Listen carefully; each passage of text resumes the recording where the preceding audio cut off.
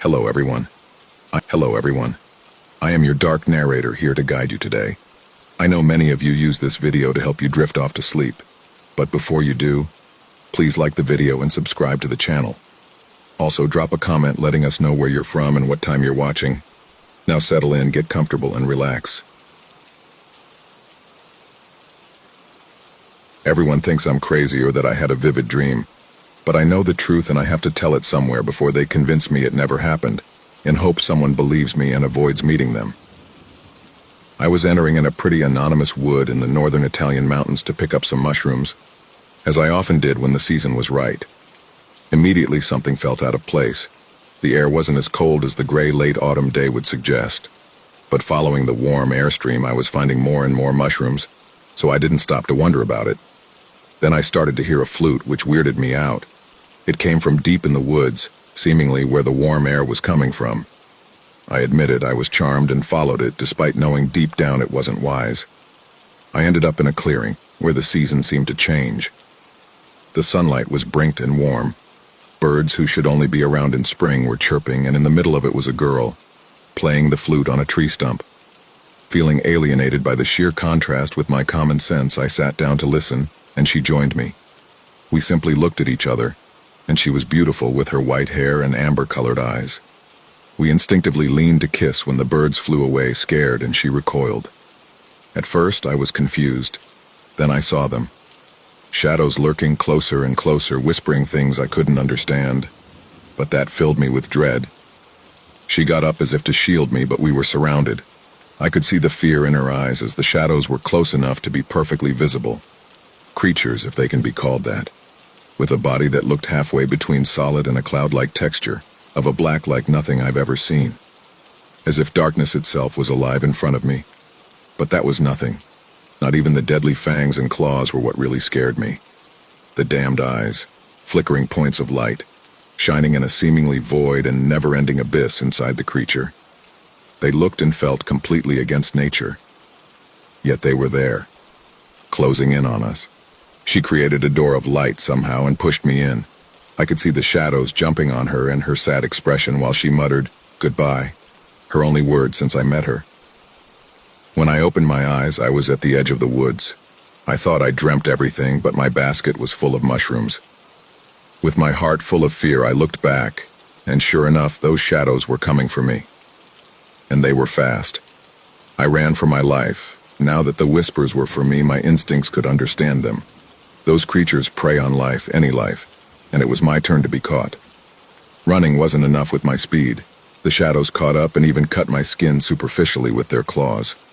I barely made it into the car and got out full speed, but one of those creatures was on top of my car and slowly it was spreading, engulfing the car until I was running into a completely void space. I was about to give up and accept whatever fate was in store for me when a light broke through. The girl from the clearing was back to save me again. I managed to get out, but I saw her stomach pierced and the blood coming out of her mouth before countless shadow creatures swarmed her. I again woke up, this time in my car. I could see my skin cut from the claws, the car damaged, and my mushroom basket was full. I got out and tried to tell the police, only to end up in a mental facility. I know that it really happened even if no one believes me, and I'm here to tell everyone to avoid the shadows of the woods or unnatural warm places, because I might have not understood what happened that day, but one thing I know. We lost the beacon that was keeping that darkness away from us, and they're coming. I wake up every night screaming, and as they sedate me, I pray that when those creatures finally invade, our souls may be able to escape that endless void at least after death. I hear them whispering, and now I hope that the medication drove me crazy. Because I swear that every night the whispers are clearer and nearer than the previous, and I know I won't live much longer.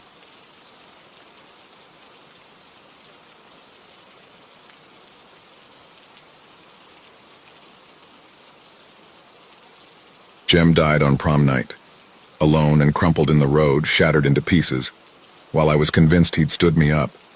The person who hit him swiped the ring he was going to propose to me with. We're burying what we could find. I was told at his funeral. That's what his mom told me. Instead of his body, she buried his tux and shoes. We didn't have the luxury of having a body. There was no body. Jem's mom hid her agony with wide smiles and swollen eyes. "It's okay, we can bury his clothes." She said that's what he would have wanted. I know Jem, and he would have wanted to be cremated, burned to ashes. Jem hated the idea of being buried underground to rot away into nothing. He once told me if he were to ever die young, he wanted his ashes sprinkled in the sea, so he could go to Atlantis. That's what loved about him. He was a fantasy freak. His mother's words stuck with me heavily, like a fucking weight on my chest. She did her best to comfort me at the funeral, but I couldn't stand the idea of burying an empty coffin.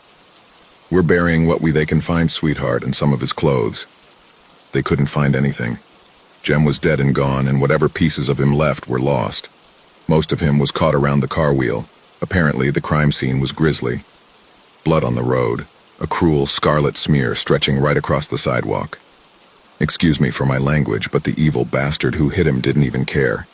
He swiped the ring Jem was going to propose to me with, and left him dead on the side of the road like he didn't fucking matter. Grief is weird. It hits you in waves, and emotions no longer feel like your own. I laugh, and it doesn't feel right. I cry, and it feels forced. It's like being an alien among humans. I thought I was okay, and then I was hearing his favorite song. Smelling his cologne was still clinging to my clothes and my car seats, even my own skin.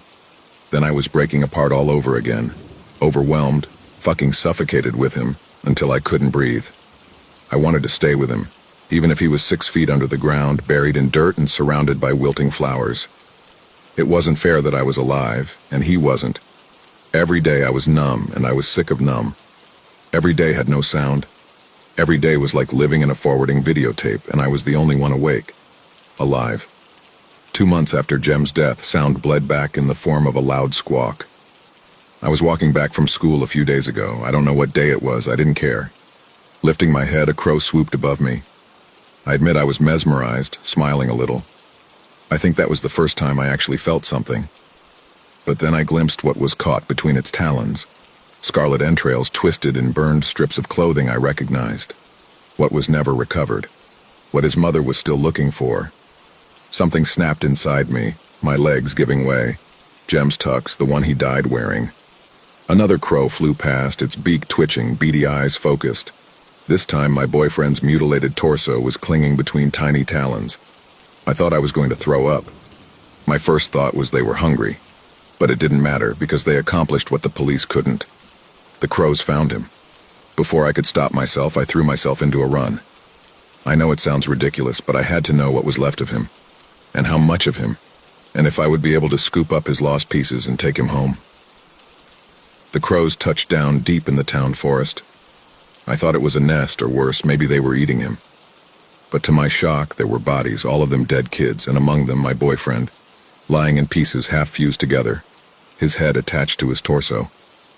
The crows worked effortlessly, hopping across the ground, piecing Jem together like a puzzle. I watched, baffled. These kids weren't recently dead. They died a while ago. Serena drowned last fall. Rowan crashed his car 2 years ago. It started to hit me slowly in waves of ice-cold water, that the crows didn't find the other dead kids. When one crow pecked at Rowan's torso, pulling out stringy intestines, his body jerking just like Jem's, I slammed my hand over my mouth. The crows dug them up, which means these birds actively searched for them, wanted them specifically. Serena's face was half rotted away, maggots creeping from her nostrils. The crows rolled her over, chirping to each other like giving each other orders. Rowan was more skeletal than human, and yet I watched, transfixed, as fleshy patches of feather-like skin spread across the pearly white of his skull, covering his half-mutilated grimace. When they were finished with the other two, their focus went to Jem. He took a while, so long that my legs were aching from staying crouched, my clammy hand glued to my mouth. When they were finished, the crows left in a flock, taking off into the sky. They had buried Serena and Rowan in shallow graves covered in flowers and berries. I could be mistaken, but I think it was their own version of a funeral. Jem, however, lay on his back. Somehow, despite the grisly way he had been put back together, he was still beautiful. I thought I was never going to see him again, and there he was, put together like a puzzle piece. I noticed he was missing an arm, and a quiet chirp startled me. Next to me, a baby crow was dragging his mutilated arm, and with perfect precision reattached it, hopping across my boyfriend's stomach. It flew off when I got too close, struggling to hold myself together. I dropped to my knees in front of him, tears choking my throat. I could take all of him back to his mother. I could bury him whole. I scooped him up, but when he twitched in my arms, I dropped him. "Jem?" I whispered, my trembling hands cradling his face, his flickering eyes, lips parting in a silent cry. He didn't move, his head slumping, but his chest was twitching. He was alive. When I rolled him onto his back, something slimy filled my throat. Something was writhing under his skin, raven black streaks running up and down his naked spine.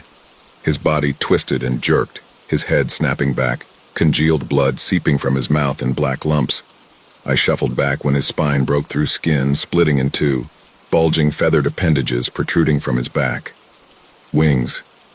He was beautiful, and yet when Jem turned to me, vacant eyes, beady, almost bird-like, I found myself stepping back. The glamour over my eyes seemed to come apart, and I saw the reality of him, a human twisted and cruelly contorted into something inhuman. His head twitched, dead eyes staring straight through me. I think he was trying to speak, the way his lips parted slowly, but I don't think he could. Behind him, a single crow watched him, its head inclined, almost like it was waiting for something. I screamed at it, told it to shoo, but the bird just sat there staring at me. It wasn't frightened or intimidated. It's almost like it was playing its own fucked-up games with me, pushing me to rush at it or try and attack the thing. Jem didn't react when I said his name. I don't think he even knows his name. Instead, he turned, spread his wings, and took off into the night.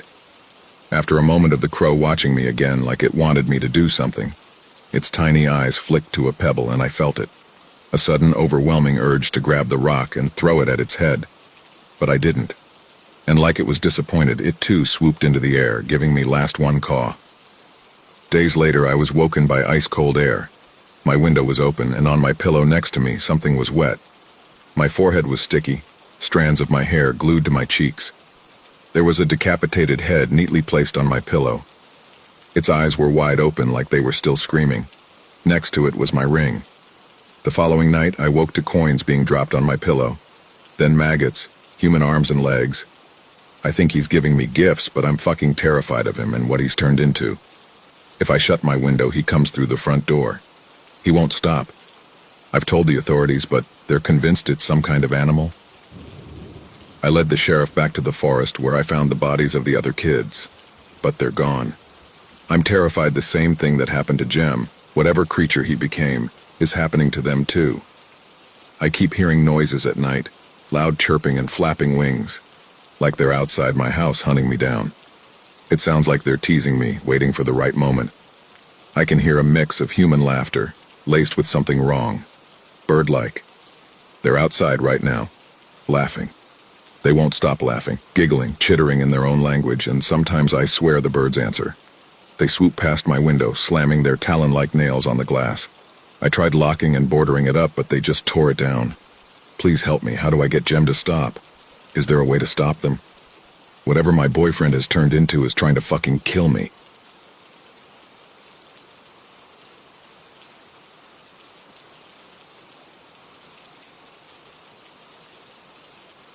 Just a little further, Danny. We're almost there.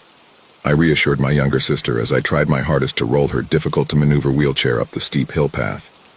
Unfortunately, the wheels kept getting lodged in potholes and caught on branches sticking out of the dirt. "Lana," she said weakly, "we don't have to sit at the peak. We can just have our picnic right here. Don't worry about it." Before she let out a brutal cough and clutched her chest. Danny. Oh, Danny. Too benign for this world for her own good, and maybe that's why it's taking her away from me. Just looking down at her weak, sickly, pale 10-year-old form that's still reeling from the needles and IV tubes that had been strapped up to her for weeks, I can feel myself choke up. She used to be so lively, so energetic, so feisty you'd have to tie her to a leash to keep her in one spot. But now look at her. In the span of only 1 year, this cruel and unforgiving disease has stripped her of her very essence. Now she can barely stand, and with each word she manages to squeak out, she feels aching pain, as her lungs feel like they're being filled with glass shards. But she's held on. She's a fighter, always has been, as well as an optimist. She says as soon as she's all better again, she's going to become a doctor and research a cure to beat this disease's butt. But I'm not like her. I'm weak. I don't stand for anything, and I always assume the worst. That's why I know that her aspirations will never come to fruition.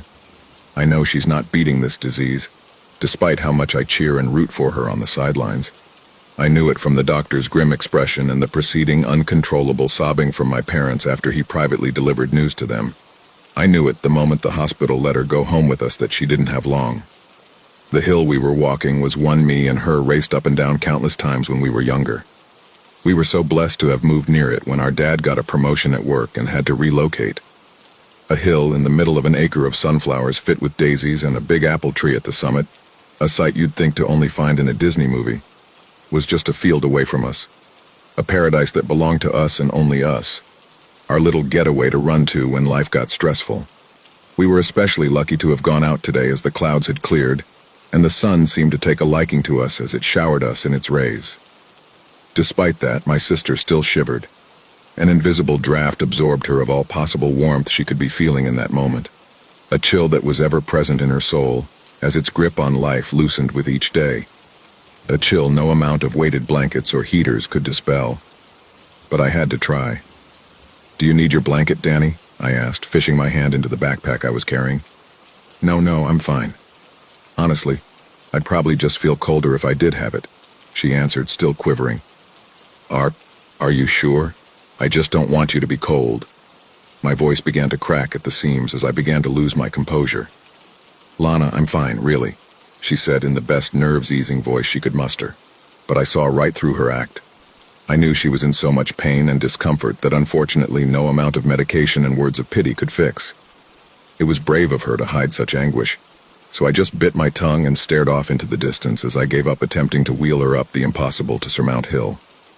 The serenity and peacefulness that surrounded us that would usually be calming for me, instead felt like it was drowning me in its silence.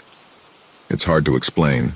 I suppose that the knowledge that my sister was feeling none of this peace as a war between her antibodies and the invading cancer cells waged on in her bloodstream was enough to make me feel as if I had no right to enjoy the tranquility. Yet here it was trying to force me to. As I gazed across the vast landscape of perky flowers that stared at me with their hazel irises, while a slight breeze tickled their petals, and as hopelessness began to settle within my soul, something caught my eye. A horse, dark, inky, a small black smudge on an otherwise magnificent painting, inlaid a tall black horse. Despite being miles away, it was hard to ignore as it stood out of place amongst the amber petals that surrounded it. It was a true eyesore, an eyesore that strangely filled me with a bottomless pit of dread as I began feeling queasy at the sight of its stationary form. "Hey, Danny, you see that horse?" I asked my sister as I delicately spun her wheelchair around to face the horse's direction. Her eyes narrowed as she attempted to spot the sable stallion. "What horse?" I glanced back up and was just about to point to its location when I noticed that the horse had vanished. I let out a sigh of disappointment. It must have run away. My bad, Danny. If I see it again, I'll try to point it out quicker. She nodded, her beanie-covered head. "Okay, can we have our lunch now? I'm really hungry." "Sure thing. Let me just find a good spot." Upon finding a suitable patch of grass to have our lunch on, I took out a red-checkered picnic blanket and laid it flat on the ground. I wheeled my sister over and carefully helped her out of her chair onto the blanket before we set out a loaf of soft bread and ingredients. We were sat near a slope leading down into an acre of sunflowers, a slope that me and her used to playfully roll down back when she was healthy. "Did you bring any jam?" "I can't seem to find any," Danny asked meekly as she searched my backpack. It was then I realized I had completely forgotten the jam. It must have slipped my mind while packing, as my thoughts were mostly preoccupied with what Danny needed for the trip. "Oh damn, I'm sorry, Danny, I forgot." "I'm really sorry," I said in an embarrassed tone. A leak of sympathy in my stomach that had been dripping with beads of pity developed into a catastrophic flood of guilt that steadily filled my interior as I choked out further apologies. A mistake that would seem so minor to others felt like a rock crushing down on my ribcage. I brought Danny on this trip to make her feel more at ease with her rapidly worsening condition, and yet I couldn't even roll her up a simple slope or merely remember to bring jam. "It's okay, Lana. At least you brought butter. I like butter nearly as much as jam," she reassured me as she pulled out a tub of butter and peeled the lid open. She took hold of a butter knife in her pale hands and slid it across the block before spreading it out on a piece of bread. I could tell even this was tiring for her, but I stayed quiet as she clearly wanted to do it herself with no assistance. Rustle.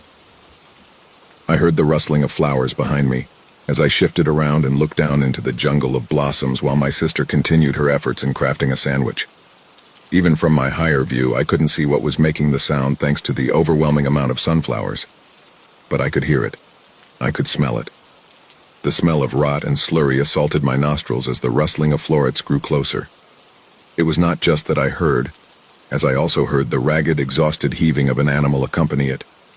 Even as the sounds grew closer and closer and I noticed flowers fall out of view with each crunch of their stem, I could still not spot the animal which was making those noises, despite how close they sounded below. The stench only assaulted my senses further as it became more potent with each second that passed. I could almost make out another sound before my sister snapped me back to reality, and I shifted to meet her curious gaze. "Sis, you okay?" she asked, holding a sandwich of her own making as the movement suddenly ceased and the smell evaporated. Yeah, did you hear that rustling?" I asked worryingly. She looked at me puzzled. "No, I didn't hear any rustling. Oh, but did you smell that lovely scent that filled the air? Smelled sorta like roses and marshmallows, you know. I haven't smelt those in a long time." She answered cheerfully, just before she chowed down on the soft exterior of her sandwich.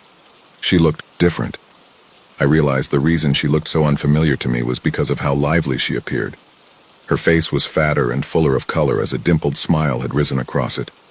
It had been so long since I saw my sister with a grin that I forgot all about the rustling and the stench, and instead focused on chatting with her while she had a bit of energy. "Beautiful day, isn't it?" I said as I begun to prep my own sandwich. "It's always beautiful here. Gosh, I'm so glad we came. I've missed this place," she stated as she chewed away. "That's true.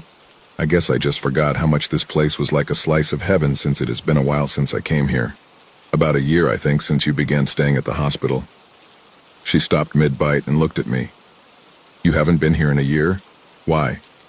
My eyes fell to the ground as I pondered the question in my head, although I found the answer in my heart. I guess I just couldn't go here without you. I mean, it's our special place, right? We did everything here together. Tag camping, sunflower picking. It just felt wrong to visit with you not by my side." She stared at me with fond eyes as she visibly reminisced back to those days. "Huh. Remember when we went frolicking through the flowers and—" I cut her off, already knowing what she was going to say.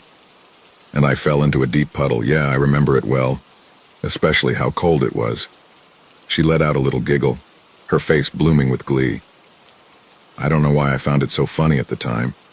Even now, just thinking about it, I can barely hold back laughter. I remember you on your back, cackling to yourself as I lifted myself out. I was wearing my favorite shirt at the time, too. I mean, what the heck was a hole that deep doing in the middle of a sunflower field?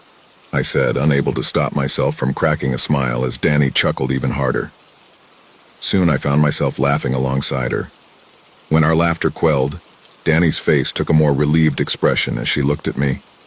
"I haven't seen you smile in a long time." This caught me off guard. She was right, of course, but I thought I did a good enough job at hiding my despair when I spent time with her as to not make her feel even more worse, as not to make her feel like it was her fault for my sadness. Before I could say anything in response, she got to her feet, catching me off guard a second time. She looked at me with a toothy grin. "You know what, Lana?" "What?" I said, still in awe. "Maybe we should see the hilltop. I mean, I'm feeling a lot better at the moment, and I think seeing the apple tree before going home would make us both feel a lot more happier." Before I could say anything or object, Danny began jogging uphill in excitement. I didn't have much time to discuss with her whether she should be doing that sort of stuff, especially as the doctor had recommended that she would need assistance if she ever wanted to walk. But by the time I got to my feet, she was nearly out of view. Before leaving to follow her, I took one more glance back at where I heard those sounds. I attempted to decipher the faint one I had heard right before my attention was torn away from it by Danny. Now that I thought about it, it sounded an awful lot like the clacking of hooves. "Whoa, Danny, don't leave me behind now," I said, exhausted from how difficult it was to keep up with her. She looked back at me with a mischievous smile. "Heh, come on now, Lana, you're only 5 years older than me. Don't tell me you've gotten old and slow," she said in a playfully smug tone as she kept her quick pace. I gestured to an invisible walking stick and hunched my back forward as I began to wave my fist at her. "Darn it! Get back here, you meddling kid. This is my property and you will obey its laws." I shouted in an old man voice, mimicking a neighbor of ours called Mr. Wellers, who was a real stickler about his lawn. This got a laugh out of Danny as she slowed her pace down to meet mine's. All right, I'll slow down. Wouldn't want you to break your back," she replied, playing along. We both shared a laugh as we walked side by side, nearing the hilltop as we strolled past daisies that seemed to bloom due to our presence. Or maybe it was just hers as her form glowed from the golden light casting down from the sky. As I watched her frolic up the dirt path and chat with me about topics in which she had struggled to express to me in that depressing gray hospital room months ago, a weight of hopelessness lifted from my soul and was instead replaced with a more soothing sensation. Hope. Hope that this was a sign that she had begun a journey of recovery, that the bad days were over and that the future was as bright and blue-skied as today, that me and her could return to this hill as frequently as we did back when we were younger, that I'd have more time with my sister. We soon reached the hilltop and thus the apple tree. It hadn't changed one bit from the last time we visited, still towering over us and being plentiful of red, juicy apples. "Wow," my sister said as she gazed up at the bushy-leaved hair of the tree. She pointed up at an apple that grew from a branch fairly close to the ground, but was still just out of reach for both of us. "Lana, if you let me climb on your shoulders, I'm sure I can reach that apple." I thought it over for a second, but ultimately decided it would be a good last action to end this trip on. Sure, why not? I wandered over to where she stood and buckled my knees so she could reach my shoulders and grapple around them. I stumbled a bit once she eventually jumped on my back, not expecting her to weigh as much as she did, as when I was helping her out her wheelchair an hour ago, her body had felt like a bag of twigs. I stood firmly in place, trying my best not to sway as my sister extended her hand up to the prized apple, when that familiar horrid stench hit me. "Oh wow, it smells so good. Just like roses," my sister stated above me as she continued trying to get a good grasp of the apple. Meanwhile, I frantically looked around to spot where this smell was coming from. It was just as Danny finally managed to pluck the apple from the branch that a noise came from behind the tree. A neigh. A loud, gurgled one. A breathless, bubbly neigh that startled me so badly it knocked me off balance and I nearly tumbled to the ground with Danny still on my shoulders. Luckily, I managed to regain balance and have Danny dismount my back as the animal made its way from behind the stump and within our view. The stench became unbearable, tugging at my gag reflex with a crooked hook as a black horse trotted into view. Chunky blood, pus, vomit, and other fluids dripped from every open pore on its body, from natural pores to opened wounds. Its eyes had a glossy look, and its mane dripped with grease as it heaved in and out, its exposed windpipe undulating with each choked breath. It took all my power and some physical restraint not to vomit up all my insides right then and there, from the grotesque sight that stood towering over me and Danny. Its silk, rotting skin would shift with each gallop, sliding up and down its muscles as its hooves shook from the lack of meat on them. Yet it managed to stand as it steadily approached us, neighing. Dread attacked my nerves with ferocity as I retreated back in fear.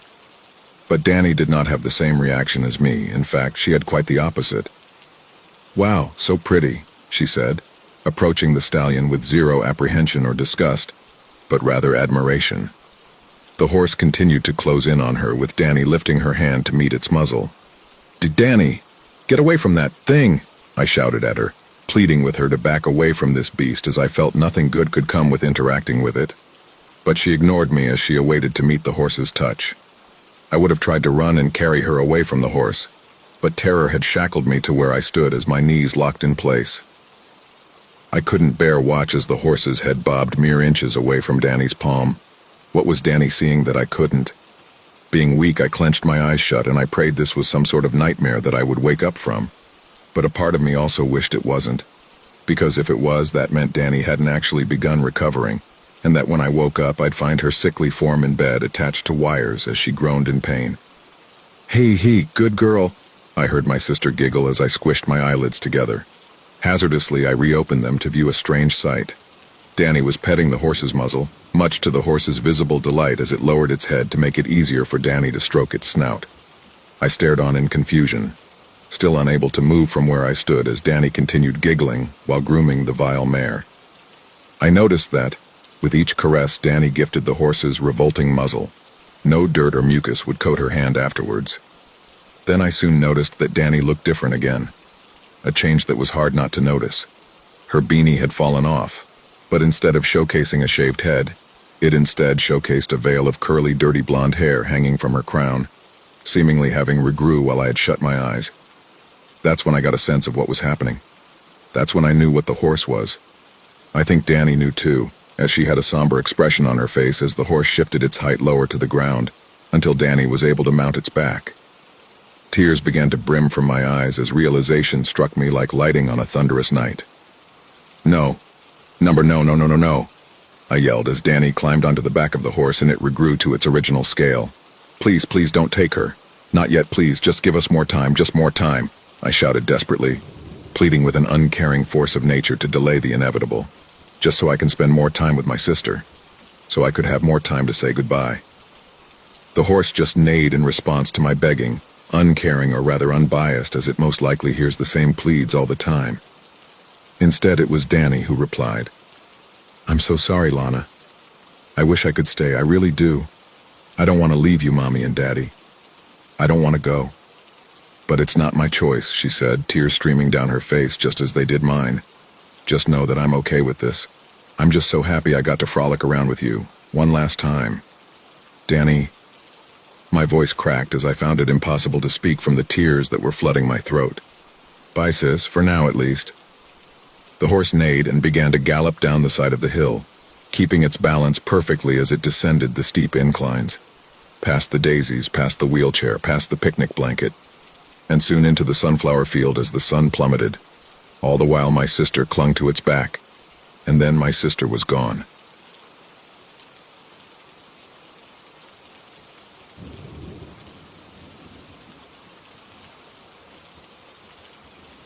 I didn't sleep that night. I sat in my bunk, staring at my arm, clenching and unclenching my fist, waiting for that wrongness to resurface. It never did, but I felt it, like someone standing just outside your vision, watching, waiting. By morning, I convinced myself it was exhaustion trauma. Maybe I had hallucinated the whole thing, oxygen deprivation, nitrogen narcosis.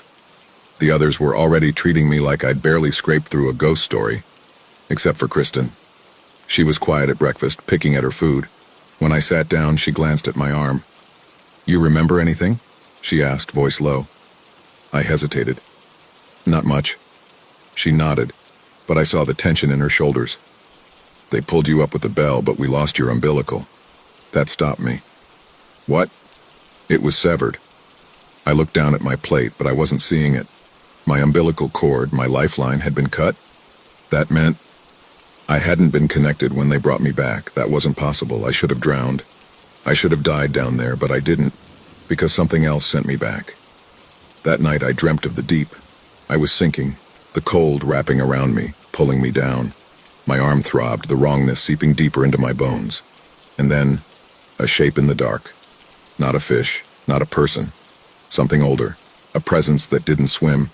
It shifted as if the water obeyed it. It didn't speak with words, it didn't need to. The deal wasn't a bargain, it was an exchange. "I saved you." Its voice coiled through my skull, a whisper in my own thoughts. "Now you carry me." I tried to scream, but my mouth filled with salt water. I woke up gasping, clutching my arm. My skin was cold, wet, like I'd just crawled out of the ocean. I looked down. A single droplet of black water slid from my wrist to my palm, then vanished. My heart pounded. I didn't come back alone. I became something else, and whatever I brought with me, it's still waiting for what it's owed. Over the next few days, things got worse. At first, it was just sensations. A pull in my gut when I walked past the ship's water tanks. A shiver down my spine when I heard waves lapping against the hull. Then came the visions. When I looked at the ocean, I didn't just see the surface anymore. I saw depths, shapes moving in the black. A city of impossible structures shifting in ways that hurt to comprehend, and at its center, a door. Something behind it waiting, and I was the key. I started hearing voices when I slept, not just the one from before, others. Whispers carried through currents, pleading, sobbing, laughing in tones that didn't belong to human throats. I wasn't just carrying something, I was delivering something, and it was hungry. Then the first accident happened. A new diver, Lewis, went overboard during a routine equipment check. 1 second he was there, harness clipped, radio check clear. The next, gone, no splash, no struggle, just missing. They searched for hours, no sign, no body. That night I dreamed of him. He was floating in that impossible city, staring at me. His eyes were black. "You brought me here." I woke up gasping, my arm ice cold, and on my wrist a new scar, a single curved line, like a tally mark. That's when I understood. The deal wasn't just about saving me. I was its ferryman now, and Lewis was just the first.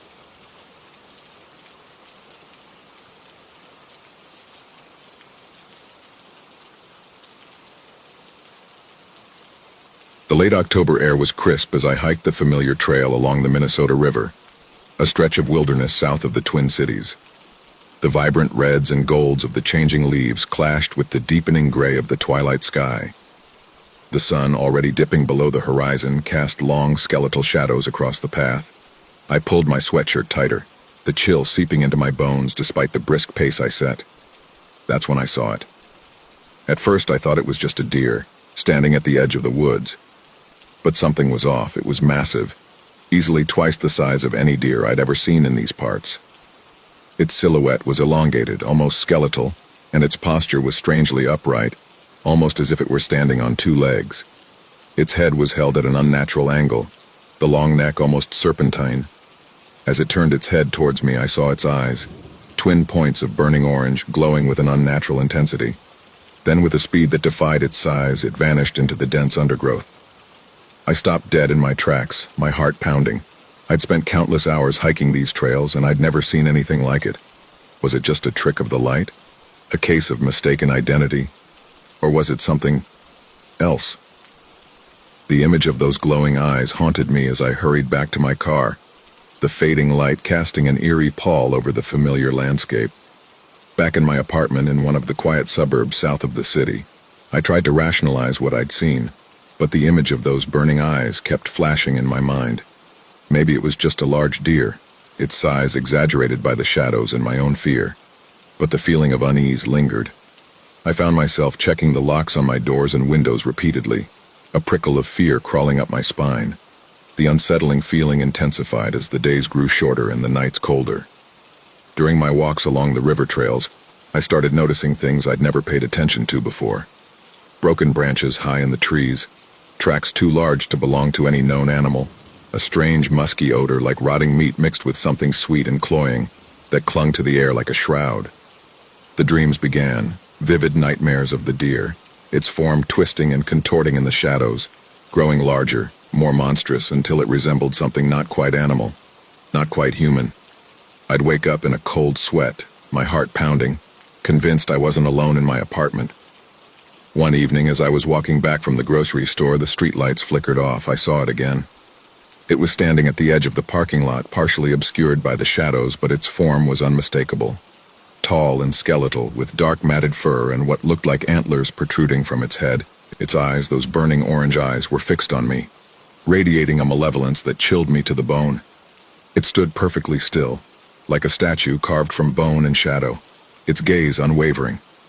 I froze, a wave of pure terror washing over me. My breath hitched in my throat. I wanted to run, to scream, but my legs felt like lead and my throat felt constricted. It stood there for what felt like an eternity, its gaze unwavering, before the lights turning on revealing an empty spot. The fear became a constant companion. I started carrying a heavy walking stick on my hikes, a pathetic defense against whatever this creature was. I researched local wildlife, trying to find a rational explanation, but nothing fit. I even considered talking to someone about it, but the fear of being dismissed as crazy kept me silent. The isolation only fueled my paranoia. Driven by a desperate need to protect myself, I went to a local gun shop and bought a used handgun. It was a small something I could easily conceal. The cold steel of it felt heavy and reassuring in my trembling hand, a small comfort against the encroaching darkness. Winter arrived, blanketing the landscape in snow. The cold seemed to amplify the dread, making the feeling of being watched even more intense. It grew bolder. I started seeing it closer to my apartment building, lurking in the shadows of the parking lot, its eyes glowing in the darkness. It was no longer just watching, it was hunting. The tapping started subtly, a light scratching sound I initially dismissed as branches against the window.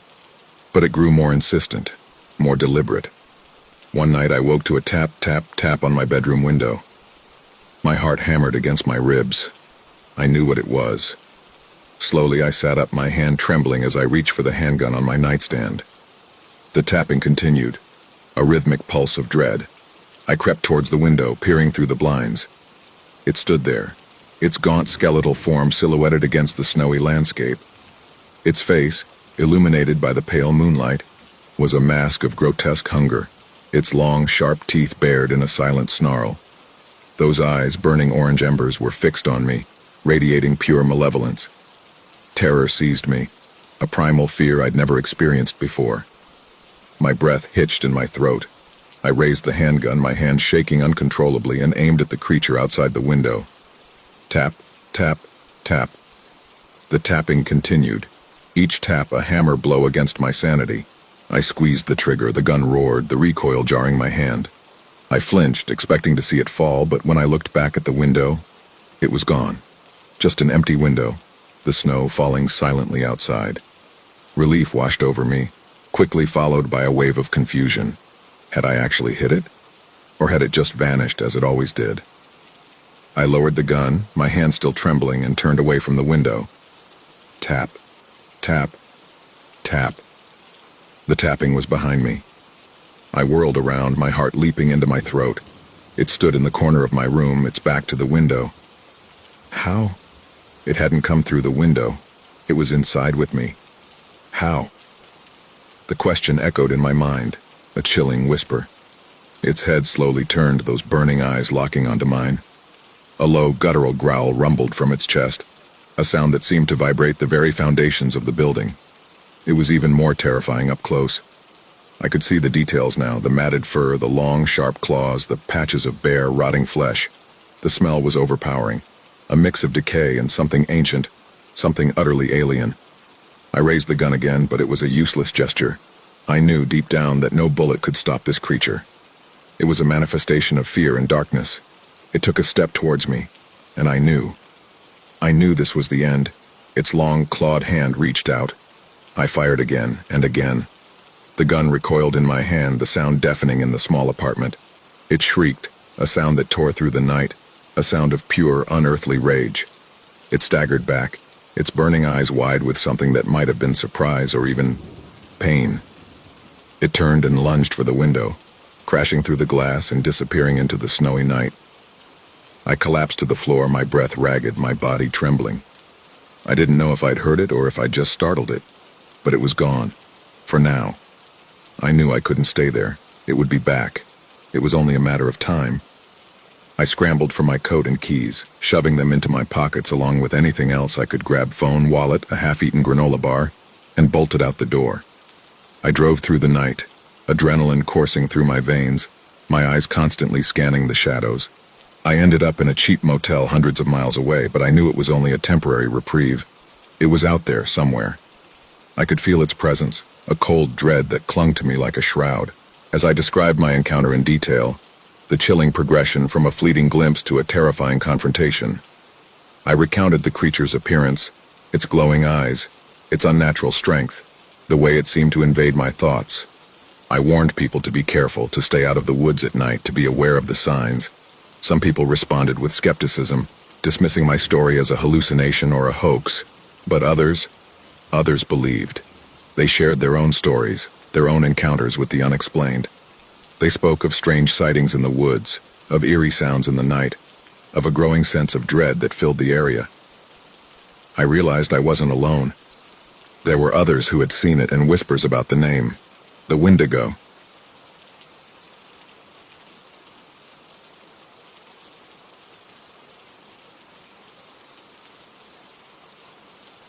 There's this place in rural Canada that I grew up in. The locals call it Skinwalker Valley because the indigenous community often tells stories about Wendigos and Skinwalker encounters in the area. Many non-indigenous people have their own alleged true stories about these encounters as well. It's a strange place. There's a weird vibe to it, tons of ghost stories, UFO sightings, and more. I won't get into all of that, though. I'll just focus on my Wendigo and Skinwalker experiences. All of this happened when I was a teenager. My 4 friends and I were packed into a car, headed to a party out in the boonies. On the highway, it's nothing but empty fields of long grass for miles. It was foggy that night, and we were listening to loud music, singing along, laughing, and having a good time. As we went down a hill section of the highway, the fog got even thicker. We saw a large, weird-looking figure moving in the distance. It looked unnatural. My friend who was driving said, "What the hell is that?" And we slowed down, pulling over to the side of the highway to get a better look. The fog was so dense and it was hard to see much, but we could make out what looked like a large black figure with long limbs next to a small body of water. It very clearly had a white animal skull for a head. We all sat there trying to make sense of what we were looking at. Then, our indigenous friend said, "Holy shit, that's a Wendigo. Drive, drive." We quickly peeled off and he asked to be dropped off at home after that, visibly shaken. The second encounter happened at one of the parties. It was right in the valley alongside the lake that ran through it. We had a bonfire going, music, beer, everything was normal. Then suddenly, we heard a loud, blood-curdling scream that sounded like it came from a woman. We turned down the music, listening for a moment, worried that someone might need help. As we sat in silence, we heard it again. You could hear people whispering, "What the FK?" And a group of us decided to check it out. We followed the sound toward the lake and on the other side could make out what looked like a woman with long, dark hair sitting by the water. A few of us called out asking if she needed help, but she didn't respond. She just continued to scream and sob. Nobody knew what to do, and since she wasn't communicating with us, we decided to head back to the party. Nobody wanted to call the cops because we didn't want them to bust us for underage drinking. The next day, we decided to go check out the area where she had been. When we got there, we found a mutilated deer carcass, swarming with flies, exactly where she had been sitting the night before. That place still gives me chills. I fully believe the legend of skinwalkers and wendigos after what I saw and heard about out there.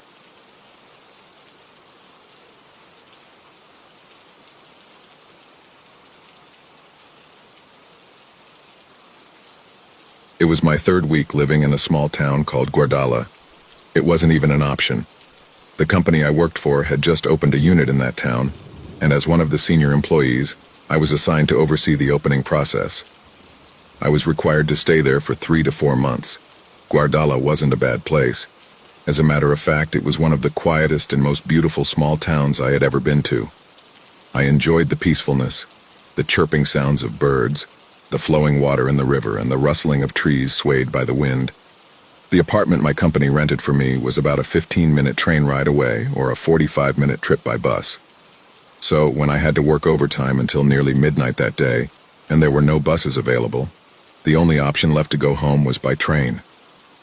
I stood on the train station platform, raised my hand to check the time on my wristwatch, and wondered when the next train would arrive. It was 11:45 p.m., and I still saw a few people standing there waiting for the last train. Then, a few minutes later, precisely at 11:50 p.m., I saw an oncoming train entering the station. There it is, I thought. The train stopped and opened its doors. I looked around. There were about 5 or 6 other people, but no one seemed to move. I was the only one who stepped inside. One of the ladies standing just a few meters from me looked startled when she saw me board the train. "Isn't this supposed to be the last train?" I wondered as I took a seat. The train car I was in wasn't full, which made sense since it was nearly midnight. But it was at least half occupied, which seemed odd for this late hour. As I waited for the train to arrive at my station, I pulled out my phone to check if I had any messages from friends, family, or colleagues. There was one. It was from Caleb. Caleb was my coworker. He was a local and had also worked overtime with me that night, but his place was just around the corner from the office. "Hey man," Caleb said in his text. "I don't know if anyone has ever told you this, but I guess it's better to tell you regardless. I forgot to mention it back at the office. The last train in this town is precisely at 12 o'clock midnight," Caleb continued. "The previous one is at 11:15 p.m. So if you ever see a train arriving between 11:15 and 12 a.m., do not board it." The message was sent at 11:10 p.m., right when I had just left the office. "Why?" I asked. Caleb replied quickly, "Let's just say there's an urban legend about it that's been around for generations.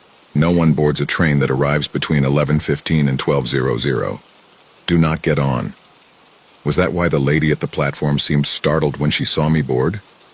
"But why? It's just a train," I texted back. I mean, I can just get off at the next station if it takes me the wrong way. Why do you sound like you're already inside the train? He asked. I am, I replied. The train arrived at 11:50 p.m. and I hopped in. It's already departed.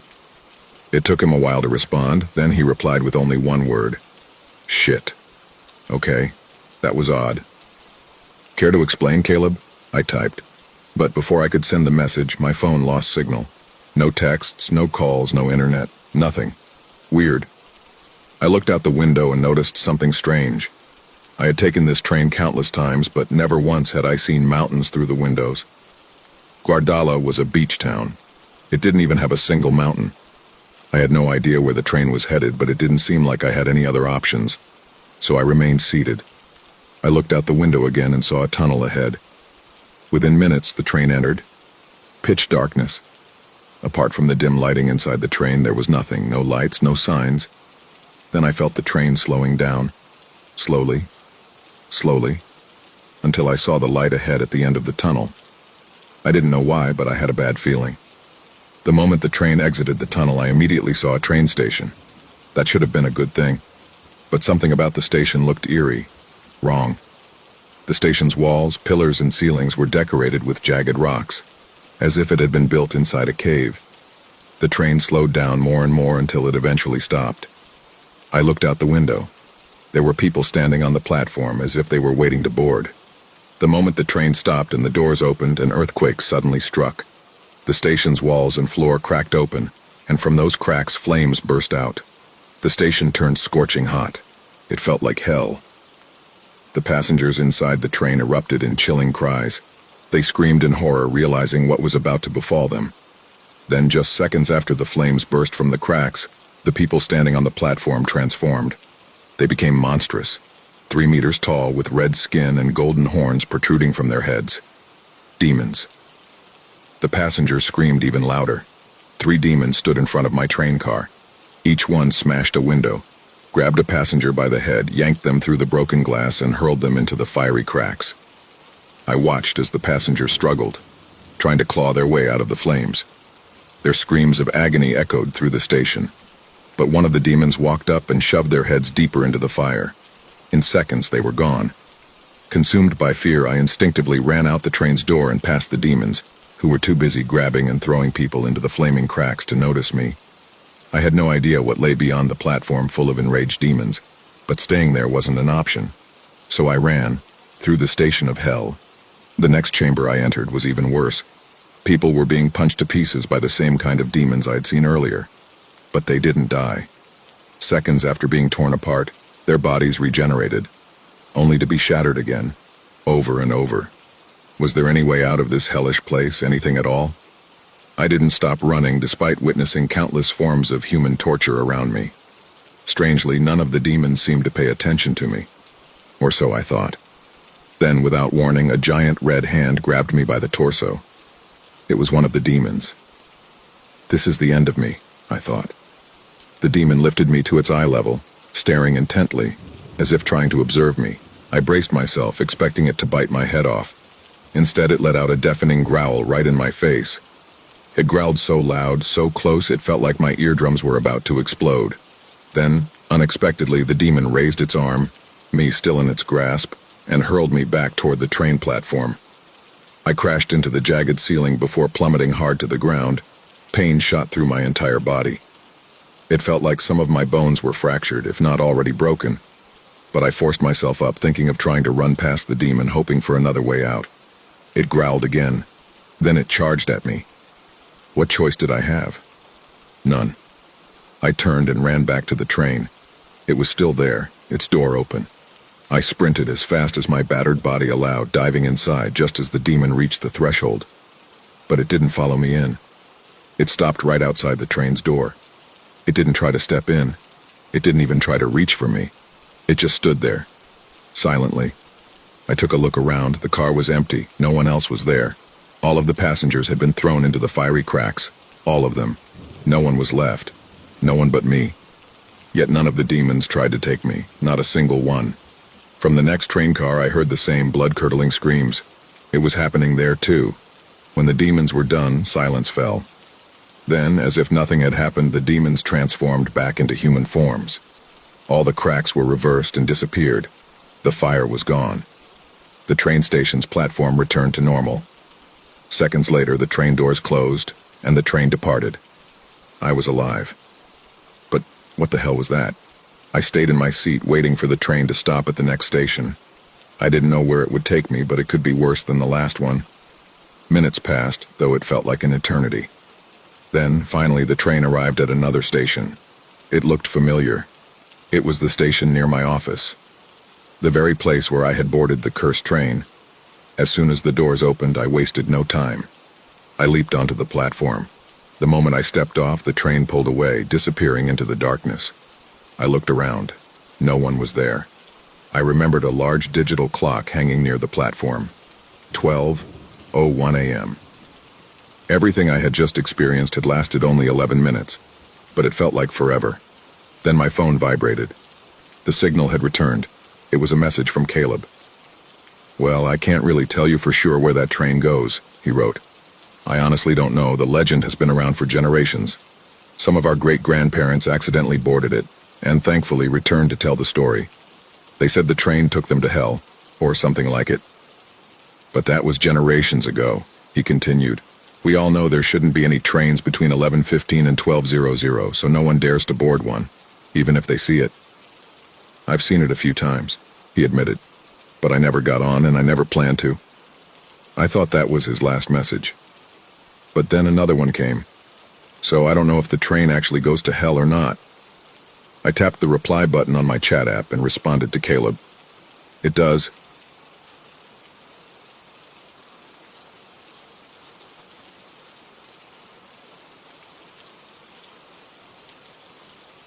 The first time I saw one of them, I thought it was a trick of the light. It was late, past midnight, and I'd been working on my laptop for hours, the only light in the room coming from the blue glow of the screen. I was about to close it when I glanced toward the window and saw it. A figure. It was standing on the sidewalk outside my apartment, just beyond the edge of the streetlight. Its body was shadowy and indistinct, but its face was smiling. Not a friendly smile. Not the kind you'd give a stranger in passing. This smile was wrong, too wide, too sharp, like its mouth had been stretched beyond its limits. I stared at it, my heart pounding. For a moment I thought it might be a person, a prank maybe. But the longer I looked, the more I realized there was something unnatural about the way it stood, the way it stared at me without blinking. I closed the laptop and pulled the curtains shut, telling myself it was just my imagination. But the image of that smile stayed with me. The next day I convinced myself it had been a dream. I told no one. What was there to say? That I'd seen a shadowy figure with a creepy smile standing outside my window? People would laugh, or worse, think I was losing it. I went about my day, trying to forget, but I couldn't shake the feeling that I was being watched.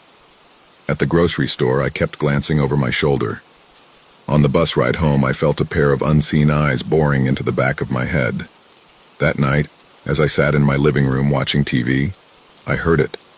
A soft, rhythmic tapping against the window. I froze. The curtains were drawn, but I could see the faint outline of something standing on the other side of the glass. Slowly, I stood and approached the window, my breath shallow. I reached for the edge of the curtain and pulled it back just enough to peek outside. It was there. The same figure from the night before, its face pressed against the glass, its grin impossibly wide. I stumbled back, my heart hammering in my chest. When I looked again, it was gone. Over the next few days, the figures started appearing everywhere. At first, it was just one or two, standing at the edge of my vision, on the sidewalk across the street, in the corner of a crowded cafe, reflected in the glass of a shop window. But soon they began to multiply. They stood in groups now, always watching, their grins frozen in place. They never moved, never spoke, but their presence was suffocating. I couldn't escape them. They were outside my apartment when I left for work, standing silently in the alley as I hurried past. I saw them on the subway, their smiling faces visible through the windows as the train pulled into the station. Even at work, they found me. I'd glance up from my desk and see one of them standing in the parking lot, its head tilted as though it were studying me. I tried to tell myself it wasn't real, that I was hallucinating. but no matter how hard I tried to ignore them, they wouldn't go away. The first dream came on the fifth night. I was standing in an empty field, the sky a deep, unnatural red. The air was thick and heavy, like I was breathing through a wet cloth. The figures surrounded me, their smiles glowing in the dim light. They didn't move or speak, but I could feel their eyes on me, their gaze like a physical weight pressing down on my chest. One of them stepped forward, its grin widening until it split its face in two. Its mouth opened, revealing row upon row of jagged teeth. It didn't say anything. It didn't need to. I woke up gasping for air, my sheets soaked with sweat. But the worst part wasn't the dream. The worst part was the figure standing at the foot of my bed, its smile gleaming in the darkness. I stopped leaving my apartment after that. The figures were everywhere now. Outside my window, in the hallway, reflected in every mirror and screen. Even when I closed my eyes, I could feel their smiles, burned into the back of my mind. I didn't sleep. I barely ate. Every time I tried to call for help, the line would go dead, the faint sound of distant laughter crackling through the receiver. I tried confronting them once. I stood at the window and screamed at the figure standing on the sidewalk. "What do you want from me?" It didn't respond, it just tilted its head, its grin stretching impossibly wide, and then it took a step closer. It wasn't until the 12th day that I understood why they were watching me. I was staring at my reflection in the bathroom mirror, trying to convince myself I wasn't losing my mind, when I noticed something. My smile. It was wrong, too wide, too sharp. The realization hit me like a punch to the gut. I was becoming one of them. The whispers in the back of my mind, the growing hunger, the way my face felt stretched and unnatural, it all made sense now. They weren't watching me. They were waiting for me. I fought it at first, clinging to what little humanity I had left. But the change was inevitable. My reflection no longer matched my memories. My eyes were too bright, my grin permanently etched into my face. Even my voice had changed, taking on a hollow, echoing quality that didn't feel like my own. The figures didn't stand outside anymore. They were inside my apartment, surrounding me, their smiles no longer menacing but welcoming. I could hear their whispers now, soft and inviting. "Join us. You've always been one of us." And deep down, I knew they were right. The final step came when I stopped resisting. The fear melted away, replaced by a strange, euphoric calm. My smile widened, my body dissolving into shadow until I stood among them, my grin as wide and sharp as theirs. I didn't know how much time had passed. Days? Weeks? Time had become meaningless. I stopped recognizing myself, not just in the mirror but in my thoughts, my actions. The smiling monsters didn't need to force me to join them. My resistance was crumbling all on its own. I began to feel connected to them. It started as a faint hum in the back of my mind, like static. Over time, it grew louder, clearer, until I could almost understand it, a language made of whispers and emotions of hunger and patience. When I looked at the figures surrounding me, I didn't feel fear anymore. I felt kinship. And that terrified me. I decided to run. It wasn't rational. I didn't even know where I could go. But sitting in that apartment, surrounded by their grins, waiting for the inevitable, was worse than death. So I packed a bag and left in the middle of the night. They didn't stop me. In fact, they didn't react at all. As I stepped out into the cold, empty street, they simply watched, their smiles frozen, their heads tilting ever so slightly as if to say, "Go ahead, see if it matters." I walked for hours, my feet aching, my breath clouding in the freezing air. I didn't know where I was going, but I knew I couldn't stop. Not until I was far, far away from them. But no matter how far I went, they were always there. I reached a small town just as the sun began to rise. It was quiet, the streets empty, the houses dark. For a moment I thought I was safe, but then I saw them. They were everywhere, standing in windows, sitting on porches, lurking in alleyways. Every single face was frozen in that same wide, impossible grin. This wasn't just about me anymore. The smiling monsters weren't following me. They were spreading. I stumbled into a diner on the edge of town, my heart pounding. The place looked abandoned, dusty tables, flickering lights, but I couldn't bring myself to care. I collapsed into a booth, burying my face in my hands. My mind raced with questions, with fears, with the growing certainty that I'd never escape. "Rough night?" The voice startled me. I looked up to see a man standing behind the counter, a worn apron tied around his waist. He didn't have the smile. His face was tired, his eyes bloodshot. "You're not like them," I said, my voice trembling. He laughed bitterly. Not yet. The man's name was Alan. He poured us both a cup of coffee and sat across from me, his hands trembling as he lit a cigarette. They've been here for weeks, he said, staring into the swirling smoke. At first it was just a few, standing in the shadows, watching. Then more came, and more. Why? I asked. What do they want? Alan looked at me, his eyes filled with a mix of fear and resignation. They don't want anything, they're just waiting. For what? For you. Alan told me something I didn't want to believe. They're not just following you, he said. They're part of you. Don't you feel it? That connection, that pull? I shook my head, denying it even as I felt the hum in my mind growing louder. You brought them here, Alan continued. Wherever you go, they'll follow. And when they've consumed everything, they'll take you too. His words hit me like a punch to the gut. I'd thought I was running from them, escaping their gaze. But the truth was worse. I was their anchor. I wanted to leave, but Alan stopped me. If you run, it'll only get worse, he said. You can't outrun them, you have to face them. How? I asked, desperation creeping into my voice. Alan didn't answer. Instead, he handed me a small, rusted key. There's a room in the back, you'll know what to do. I didn't understand, but I took the key anyway. The room was empty except for a single mirror hanging on the far wall. When I looked into it, I didn't see myself. I saw them. The figures stared back at me from the mirror, their grins wide and gleaming. But there was something different now. They weren't just watching me. They were me. Each figure in the mirror was a twisted reflection of myself, my face, my body, my smile. I realized then that the monsters hadn't been following me. They'd been growing inside me. The connection wasn't a curse. It was a transformation, and I was almost complete. Alan's voice echoed in my mind. You'll know what to do. The mirror shimmered, the figures shifting and writhing as they reached for me, their smiles widening. I could feel the pull, the hunger, the promise of peace if I just let go, if I let myself become one of them. But then I thought about the town, about Alan, about the people who would suffer if I gave in. I gathered the courage, raised my fist, and smashed the mirror. The mirror shattered into 1,000 pieces, each shard reflecting a distorted version of my face. The humming in my mind stopped, replaced by a deafening silence. When I stumbled out of the room, the diner was empty. The figures outside were gone, their smiles erased from the streets. For the first time in weeks I felt alone, but I wasn't free. The connection was still there, a faint hum at the edge of my thoughts.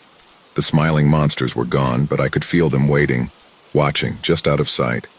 And I knew they weren't finished with me. Not yet, I thought it was over. For days the streets were empty. The shadows were just shadows again, and the oppressive feeling of being watched had lifted. I even started to believe that breaking the mirror had saved me. But tonight I woke up to the sound of tapping. It was soft at first, almost rhythmic, coming from the window beside my bed. I froze, my breath catching in my throat. I didn't want to look, but the tapping grew louder, more insistent, until I couldn't ignore it. Slowly I turned my head. There, pressed against the glass, was a face. My face. The grin stretched impossibly wide, the eyes glowing faintly in the darkness. Its mouth moved, forming words I couldn't hear. I scrambled out of bed, my heart racing, but when I turned around, another figure was standing in the corner of the room. It was me again, its smile frozen, its head tilting slightly as it stepped forward. The hum in my mind returned louder than ever, drowning out my thoughts. I backed into the wall, my chest tightening as more figures emerged from the shadows, each one a perfect copy of me, their grins splitting their faces in half. "Why are you doing this?" I screamed. The figures didn't answer. They didn't need to, because in the corner of my eye I caught my reflection in the cracked mirror above the dresser. I was smiling.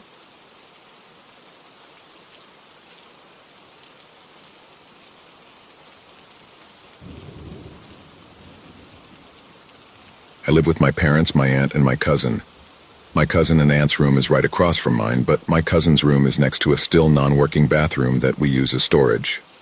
Everything was quiet until about 4 months ago, when I started hearing strange noises in my cousin's room. They were sounds similar to someone rummaging through drawers, but the most disturbing thing was that it always happened with the lights off. The first time I heard it, I was home alone. I stood still for a few seconds, trying to convince myself it was my imagination. but the noises continued. With my heart racing, I walked to her door and, working up the courage, opened it. The room was dark and empty. No one was there. I immediately closed the door and went back to my room, feeling a chill run down my spine and goosebumps. When my cousin returned, I told her what had happened. She just looked at me like I was completely crazy and said, "You're delusional." Her response made me feel stupid, so I decided not to give it any importance. However, the noises continued, especially when no one else was home. No matter how hard I tried to ignore them, every time I heard them, a cold, anxious feeling would take over me. Eventually, the noises went away, and I came to think it had all been a product of my mind. But yesterday, something happened that made me rethink everything. I was in the living room watching TV with my sister when I remembered that I needed to make my bed, so I went up to my room. When I got to the hallway, I noticed that the light in my cousin's room was on, and, again, the same noises could be heard. Thinking that she had come home early, I spoke to her through the door, asking how she had been. Her response was curt, "Fine." I found her tone strange, but I didn't think about it any further. I walked into my room, made my bed, and upon exiting, noticed that the light in her room was now off. The odd thing was that I didn't see her walk down the hall to the stairs, and my room has a window from which I can see if anyone goes up or down. I thought maybe I just hadn't been paying attention. I assumed she had gone to sleep and went down to the living room with my sister. A few minutes later, we heard the front door open. My cousin had just arrived. I actually felt a chill run through my body when she said, "Hey girls, what are you doing?" I stared at her, my expression horrified. "Did you just get here?" I asked her, my voice shaking. She looked at me with the same look on her face as the first time I told her about the noises in her room and replied with obviousness, "Obviously, I just got here." My mind went blank. If my cousin hadn't been in her room, then who was up there?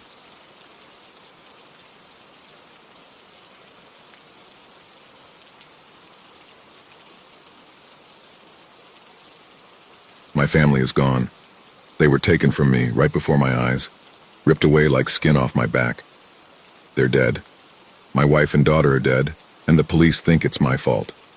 Like I would ever do something so horrible. I loved them. With all of my heart, I loved my family.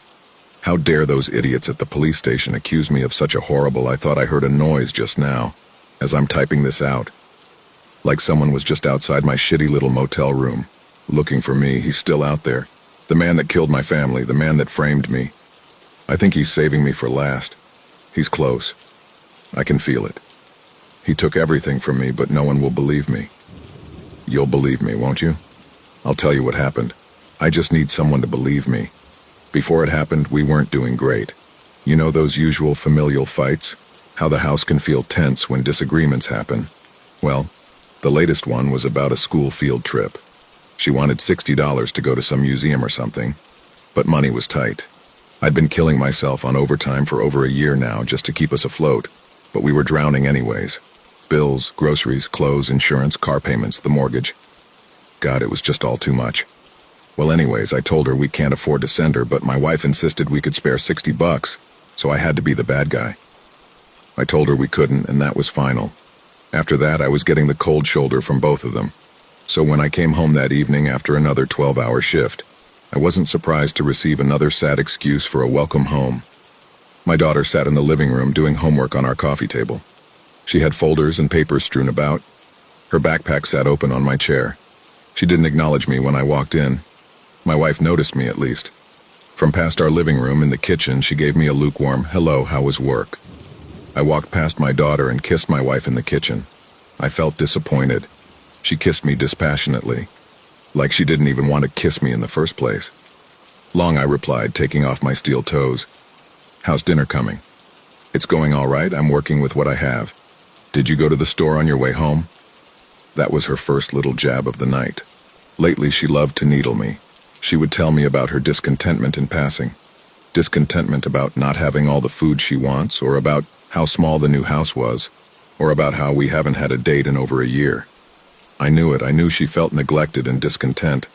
Just another thing going wrong that I wasn't fixing fast enough for her. "No, dear, I was too tired to go to the grocery." "Well then, it's soup again tonight. I don't have ingredients to make much else." There was so much more behind those words, more than I could put on a page. She knew I hated the soup we got from the food pantry. She knew I hated to go to the food pantry at all. She was saying that I failed. I failed to provide my family with dinner, and now we have to rely on strangers for help. And because I failed to provide, I should be punished with food I hated. I'm sorry, I was at work all day. Well, I don't have a car to take to the grocery. You have the only car. So you have to be the one to go to the store. I don't want to make soup again, honey. That honey stung. It was a sweet shot filled with poison. Another jab. Anger swelled in me.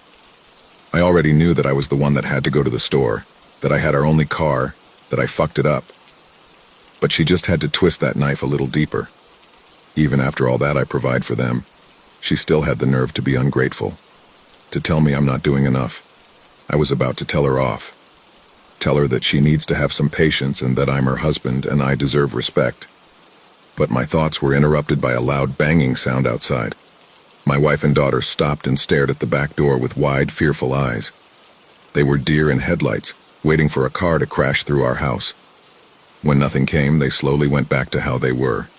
She continued to stir her soup, my daughter went back to her homework, and I just sat at the dining room table. I took a breath and tried to calm down. I was too exhausted to have another fight. Wordlessly, I went to go sit in the living room. My daughter still didn't greet me. She wouldn't acknowledge me at all. But she knew I was there. I could tell. She was tense, nervous. She acted like a bomb just sat right beside her. "Hey, kiddo." "Hi, Dad," she said quietly, as if anything louder might make me explode. "What you working on?" I asked with as much enthusiasm I could muster, hoping she would match it. "Schoolwork," she replied dryly. She was a whole other issue. She had gone quiet a while back, disconnected herself. Gone were the days of Daddy's little girl. Now she was a stranger who was afraid of me. I guess that's what happens when you're the bad guy too many times. "Can you give me more than a couple words, sweetheart? I missed you at work today, and I'd love to talk to you." She was frozen, afraid to look up, afraid to look at me. "Kiddo, I'm your dad. I just want to talk to you. I want to hear about school or your hobbies or your friends. Just anything, please." She was fighting back tears. "May I go to my room?" She squeaked out in a near whisper. "Why?" I asked, dropping my enthusiasm. "Why can't you just talk to your old man? I'm your dad." "She's had a long day and has a lot of homework. Just let her go to her room," my wife interrupted. "Oh, so you get to know about her day, but I don't? I'm not asking for much. I just want to talk to my daughter. Why won't you talk to me?" Another noise shook the house, much louder than the first. My daughter began to cry. My wife let out a yelp. I started to swear to myself as I went outside to figure out what all the noise was about. When I came outside, I found a man, standing by our trash bins. Garbage covered the driveway, apparently thrown around by the man. He was dressed like a factory worker. He wore a Carhartt shirt, jeans, and steel toe boots. The outfit looked like it could have been one of mine. He stood facing away from me. His hands were bloodied and swollen, like he just got through punching something. "It's not right, you know," he said to me, still facing away. "Who the hell are you? Get the hell off my property." He ignored me. "It's not right the way they treat you." "What the hell are you talking about? You're a hard-working man. You're an honest man. You work your ass off to give them a place to sleep. You buy them food to eat, and they don't even care. They aren't even grateful. So what the hell are you even doing this for?" "Because I love them," I answered. "But do they love you? Do they even like you? Do they even know you anymore? They don't treat you like a husband or a father. They use you. They take everything you give them without a second thought and then stick their hands out and ask for more. And what do you get in return? Passive aggression and one-word answers. You give away all of your love and you get none in return. That's not true. Fuck you, man. You don't know what you're talking about. They love me. We're just in a rough spot right now, that's all," I told him. My heart was beating out of my chest, threatening to burst with anger at the nerve of the stranger. But somewhere, deep down, I felt he was right. I did feel used, unappreciated, empty. You're lying to yourself. You're letting yourself be deceived by them. She doesn't love you anymore. She thinks you're weak, worthless. She asks for too much. How much are you expected to give her? You've given all you have, and it isn't enough. You're not enough for her. Hers is a special kind of cruelty. Does it make your blood boil that parasite leeches off of you without a care for her host? And your daughter, how endlessly frustrating. How much effort does it take? How much can you try when she won't even look at you? She's scared of you, and for what? Trying to be a loving father, trying to talk to his daughter? How many times do you have to roll that boulder up the hill before you realize that she doesn't love you either? They hate you. They're killing you. They pile the world onto your shoulders and hate that you fall under the weight. They deserve to know how much you hurt. He turned to me and I saw his face. He looked like a tired man, stretched too thin. Dark circles hung under his eyes. His hair was oily and unwashed. His mouth was dry with cracked lips. Every feature on his face was twisted in disgust. Hatred, rage. His breathing was heavy. His hands shook with adrenaline. His eyes locked onto mine and I realized two things. He looked exactly like me and he was holding one of our kitchen knives. I became stuck, completely unable to move. My doppelganger seemed to know this. He paid me no mind as he walked past me. I tried to run. I tried to move at all. But nothing happened. I was a passenger in my own body with no control. He turned me so I was facing my house. I was forced to stand there and watch it all unfold through the windows. I saw him stomp up to my door and let himself inside, slamming the door back shut. I heard the man rampage through my house. He slammed the soup off the stove, letting the giant pot clatter loudly into the wall.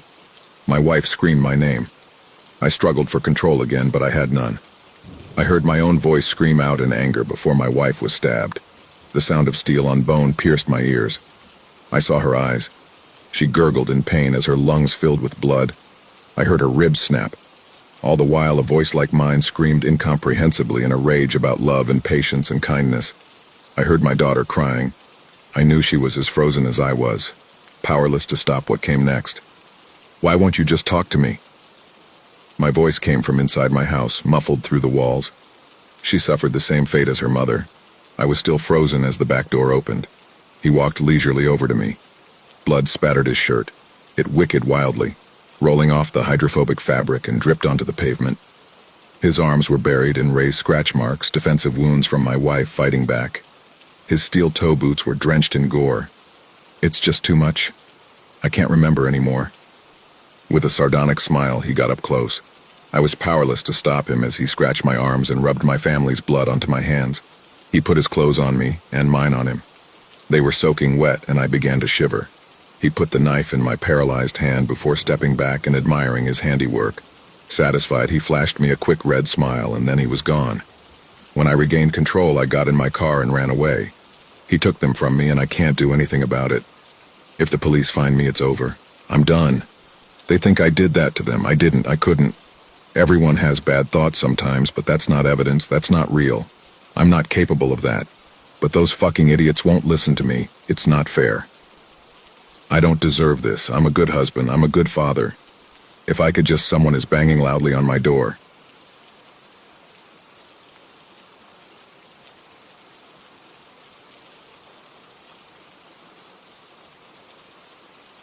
The rapture has happened, and I was left behind.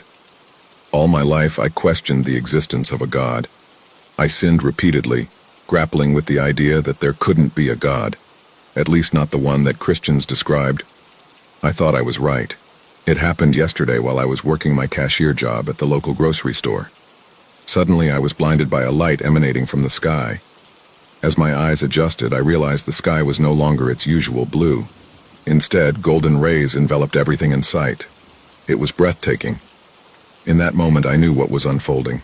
A being descended through a crack in the sky, some sort of man-like creature draped in a pristine white robe that radiated an aura of superiority. It was God. I chose silence, mesmerized. I ran outside, unable to look away. Co-workers, friends, strangers, millions, began to float toward the being. I remained anchored to the ground. Then the being spoke. "My children, come witness your spiritual bodies in my kingdom. This day has been foretold since my word was created. The rest of you are not my children. Those who remain will face the punishment I leave for you. Blasphemers, murderers, rapists, ye who remain shall surely go to Lucifer." Tears welled in my eyes. What kind of God was this? I felt an overwhelming urge to shout, "Why us, God? What did you expect? You gave us a book, that was it. What kind of king are you?" For a fleeting moment, I could have sworn he looked down at me specifically.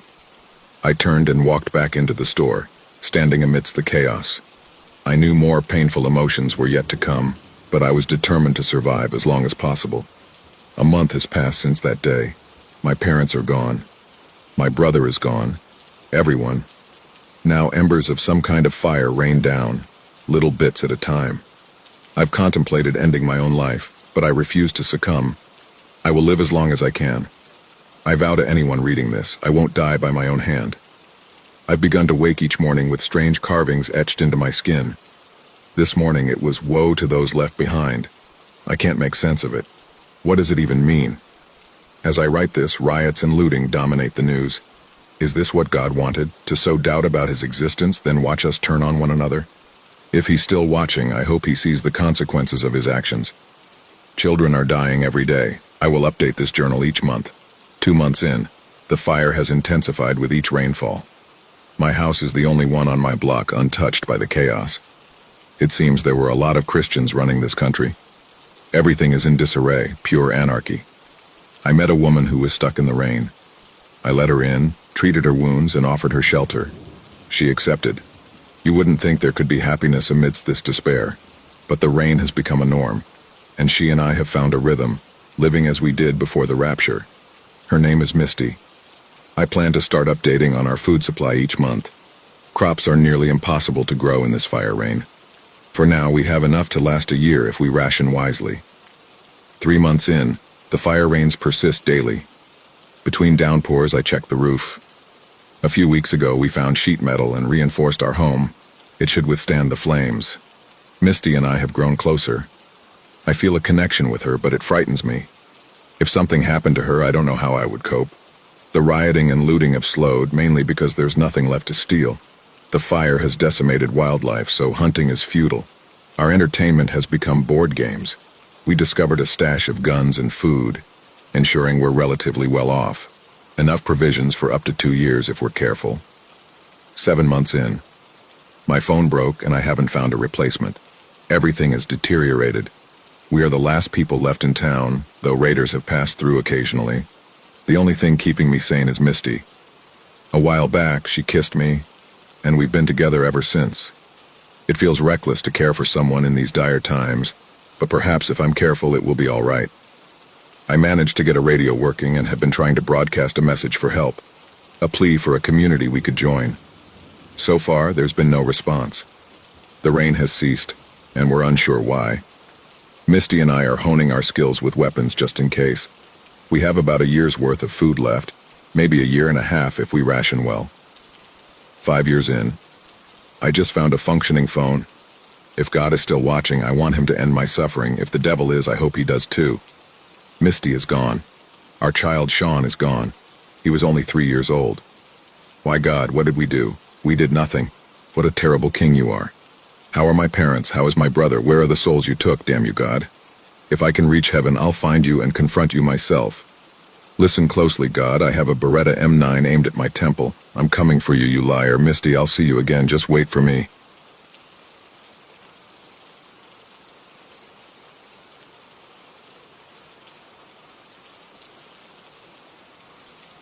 The longer I'm around, the more I realize that things just happen.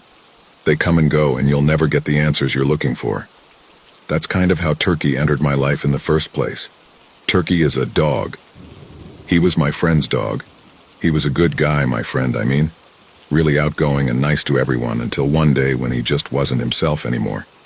Shut himself off from the world and, well, you know, lots of traumas. But when all was said and done, Turkey needed somewhere to go, and I was looking for any support I could find, so I offered to house him. Turkey reminds me of how my friend was before. Always excited and ready to socialize. Just close your eyes and picture a golden retriever. There you go, you just imagined Turkey. Happy face, floppy ears, and golden fur, the works. I watched Turkey go from a pup with way too much energy to an old dog with way too much energy. We have been through a lot together. There were days when I'd look at Turkey and realize I'd known my friend's dog longer than I knew my friend. This was a somber thought, to be certain, but sometimes comforting. Like, I had this piece of my friend that got to grow with me even when he couldn't. You know? It drove me to be better, like he was always keeping an eye on me. Helped me a lot in life, and I'd say I'm doing well for myself. Turkey has been with me for all of it. Every promotion and every move. His favorite is our little adventures into the woods. We'd stay at the cabin my dad built with his own hands whenever time off from work permitted such a luxury. I bring up the cabin because that must have been where it started. Turkey is an indoor dog, but when we're at the cabin, he's allowed to venture as he pleases. It's the only time I can think of where something must have happened. He had to have run out into the woods and gotten into something.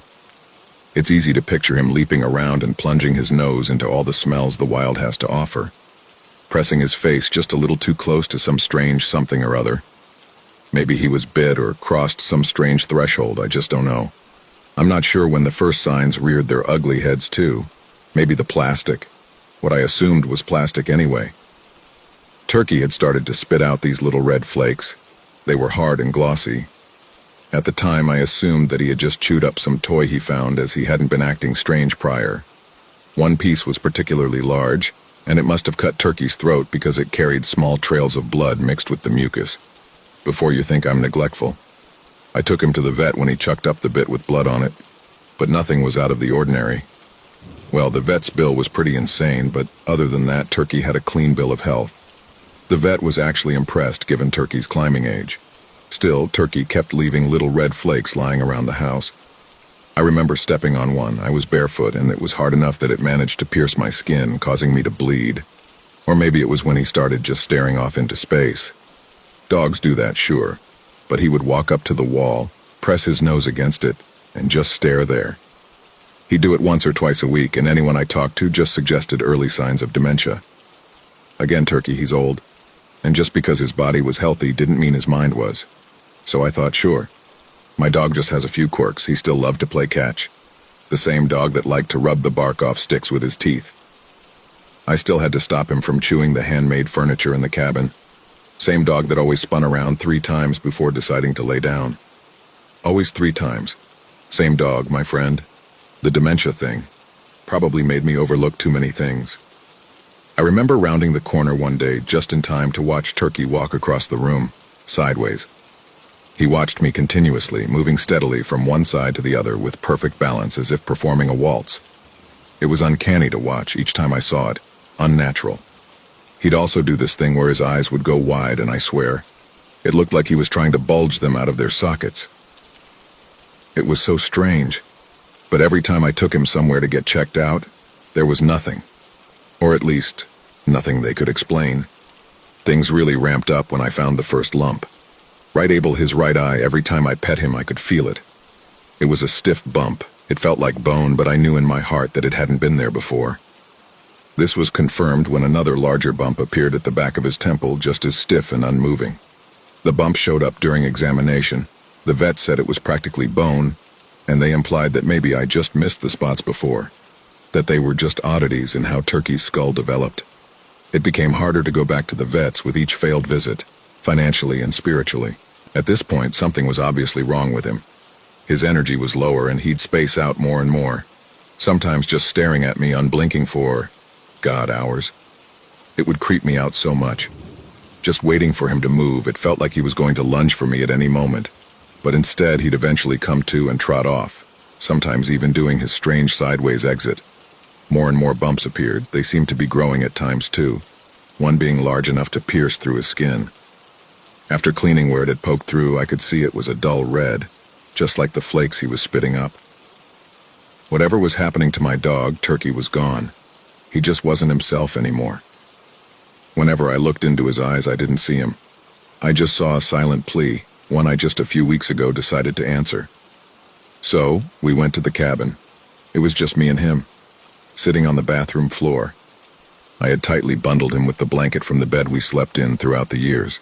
He got to eat a couple of hamburgers, ones with a mix of drugs that made him more and more tired. With golden hour cresting through the bathroom window, we sat. My hand resting on his chest, I felt his frame rise and fall with each breath. Up, down, up, down, up, down, up, down. I sat for a while, thinking I would feel his chest come back up again. But it didn't, and I was alone. Thinking that at the very least I got to say goodbye to my friend this time. The cocktail of drugs took longer to take effect than I initially thought, and by the time Turkey had passed, moonlight was filling the room. Finally deciding the world had to keep spinning, I stood up and just let Turkey lay there. I thought he deserved one last rest in the home, I guess, and so I went to bed and rested in it alone for the first time. It didn't feel right. It was so empty. I tossed and turned throughout the night, struggling to sleep.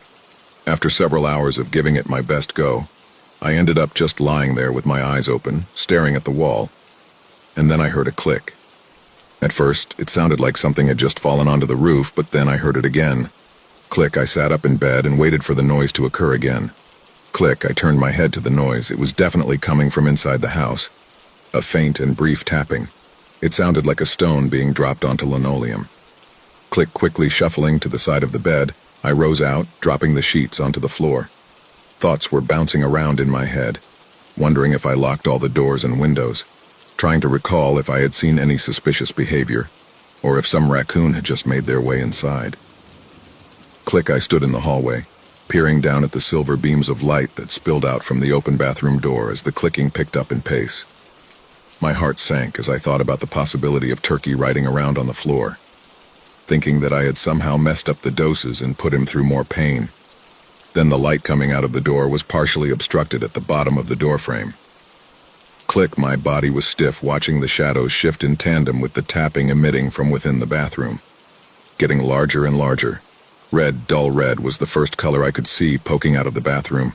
In one swift motion it moved out into the hall as if intentionally trying to shock me. A spastic and unforgiving revelation of the strange and twisted claw that pressed down onto the hallway's carpet. Obviously, I was astonished. My brain was firing off synapses to try to understand what I was seeing. The malformed, bleak, and dark representation of a crab's claw. It looked gnarled and jagged, covered in a glossy and heartbreaking red liquid. The claw was attached to a similarly messy-looking arm. It looked like old musty PVC piping and was about as thick as one of Turkey's arms.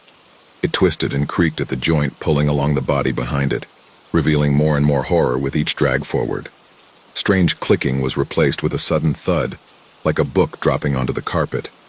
The arm operating the claw led my vision to the complete desecration that had become of Turkey's face.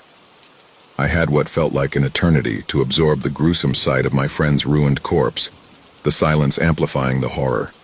His face had been split open, the crab's arm sticking out like a pipe that had pierced a seat cushion.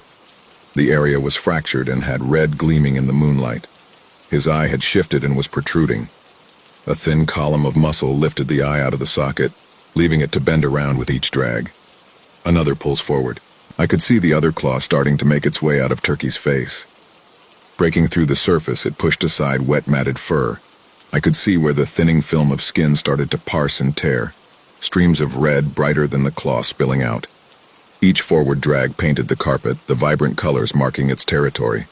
My heart could have broken bone, it was beating so hard. I retreated a step when the abomination pulled forward.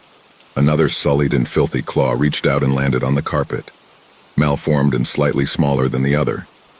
Embarrassingly, I tripped as I attempted to back off again. My body was so rigid and shaky, and it was hard to step correctly. My nerves didn't even register the pain of plummeting to the floor. All my mental capacity was focused on what had become of Turkey. How the claws, larger than his whole torso, would bend and strain to pull my dog's body behind it. With both claws out and articulating, though, the monster was moving fast and clearly coming towards me. Turkey's other eye made a sickening squelch as it popped free from his face and lifted next to the other. Both beads of darkness focused on me. What remained of Turkey's face was all fractured bone and torn skin. Only vaguely could I make out the picture of what he used to be. The proportions of it all seemed nonsensical. I can't imagine how such large claws were confined in a head smaller than them. The strength of the claws was already enough to drag the dog's body with relative ease. I started scrambling to my feet when it reached out, arm seeming longer than before, and smashed a claw down. It tore through my pants and ripped my skin open before I had enough time to draw it back. The wound gashed and spilled blood, soaking the surrounding fabric. My body was finally moving, and I was able to scramble to my feet again, feeling the pain of the open wound as I put pressure on it. The thing was quick to react to my movement, backing off slightly. Where Turkey's teeth used to be had been almost completely reworked in the transformation. Lips pulled back, revealing shriveled gums that had dissolved into a thick, soupy mess. The smell of decay thick in the air. His teeth, though, when it moved back, they chittered. Shaking, the pearly whites smacked against each other rapidly. It sounded like a rattlesnake trying to ward me off. I felt small, like this thing had set its sights on me and was reeling back for a final pounce. I didn't know if running or slowly backing away was the right move. I could vaguely see his side profile being illuminated in the sunlight. It was somehow the worst part, being able to see his torso riding around like that. I knew what was coming next, but my eyes just wouldn't avert. His ribs moved around rapidly under the skin. They pressed against the skin, protruding further and further each time. His teeth continued to rattle as what was once Turkey's ribs started to poke through the skin on his chest. Extremities the same dirty bone color as the arms attached to the claws reached out until they tapped on the floor. Metamorphosis. Turkey stood, his frame contorted into an unsettling silhouette, the very air around him seeming to crackle with a hellish energy. 8 legs on each side of his torso reached down and supported the rest of Turkey. They pushed down all over the carpet as the body twisted around like a centipede. I was running before I realized I had decided to do so. The awe finally turned into abject horror as I bounded for the stairs. I could hear it behind me, the way its feet landed on and pulled at the carpet. The rapid thud of the claws smacking the ground pulled the structure along. It was rapid, and I felt one of the claws try to pincer my leg, only managing to grab the fabric, but it was enough to send me flying. This time I felt the impact, body rag dolling down against the wall. I rebounded and let my body tumble around the corner, managing to stay upright. I turned around and took a brief look at the thing round the corner. The movements were sloppy. It crashed against the wall too. It hit hard enough to rattle the pictures on the wall. Claws reached out to stabilize the body before it could properly topple over. It was so much faster than me. My leg, where it had scratched me, was hot and writhing in pain. It felt like someone had sliced me open with coral. There was no chance in hell that I was making it to the front door in time. Despite my best efforts to hobble forward, the crab monstrosity was on me before I could regain my footing. I fell to the floor again, and before I could try to get back up, I was surrounded by a cage of skittering legs. When it pushed me over, I toppled onto a side table my father had made with wood from the surrounding trees. My skin rubbed against the bark that remained on the table's legs, causing the skin to peel as I once again smacked the ground. My senses dulled as I rolled up and looked up at the towering desecration of my friend's dog. Of my friend. The crab loomed over me, both claws pressed down on either side of my head. Shoulders were confined by the imposing pincers. All I could do was feel the cold night's air punctuating each beat of sweat. The chittering got louder as it lowered its face to mine. I imagined my face blending into a fine mist, or those claws closing around my throat. All the ways that this horrid thing could rip me apart. It leaned closer and closer until I could practically smell its eye stalks. I peered into the dark protruding marbles. My face faintly reflected on them and after. It reeled back and I grabbed the closest thing I could to defend myself, as futile as the effort seemed. Fingers wrapped around the table leg and I held it out in front of me as if it was some mighty sword. The crab version of Turkey halted. The eyes bent down to look at the stick of wood, and as it felt like fear was trying to get me to pass out, the crab lunged forward and closed its mandibles. On the stick. I watched, wide-eyed, as the crab chewed away at the stick, pulling the bark free and seemingly swallowing it. Using my feet, I pushed back slowly as the crab reached with its claw and grabbed another table leg, chewing on the furniture that Turkey was never allowed to. Slowly backing up, I got enough room to stand. Once again, I was in awe for a completely different reason. This horrible abomination, the absolute destruction of my dog. I watched it spin in a circle, once, twice, 3 times, and then it laid down, curling what was left of the dog's body into a ball, and it just kept chewing away at the stick. One stick after another vanished, chewed away by Turkey's strange mandibles. When he looked up at me, eyes shining in the light, I could see my dog. I know it's wrong, sick of me I do, but I just left. Closed the cabin's door behind me. I returned a few days later, a bundle of nice thick tree branches in tow, and opened the cabin door. It was quiet for a moment, and then I heard a rapid tapping approach. As it rounded the corner, I initially felt that fear again, soaking in all its features for what felt like the first time. Now soaked in daylight. A lot of the blood had been cleaned away by God knows what. Where the skin had been cleaned and healed, I could still see tufts of Turkey's golden blonde hair. And as it approached me, I held out a stick.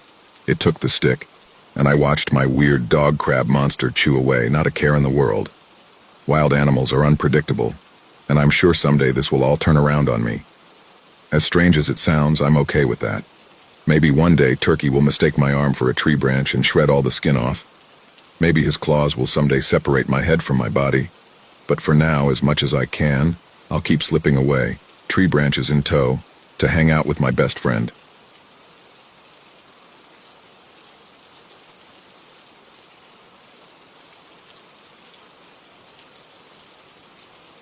It started when I was on a road trip, stopping at a dingy roadside motel off the highway. The sign buzzed weakly in the night, and the old man at the front desk barely looked up when I checked in. "Room 6, he muttered, sliding a key across the counter. I didn't even have to sign anything. The room smelled like mildew and cheap cleaner. It wasn't good, but I wasn't in a good place. My husband, soon-to-be ex, and I had gotten into another fight. He shouted, I shouted, the dog barked, I left.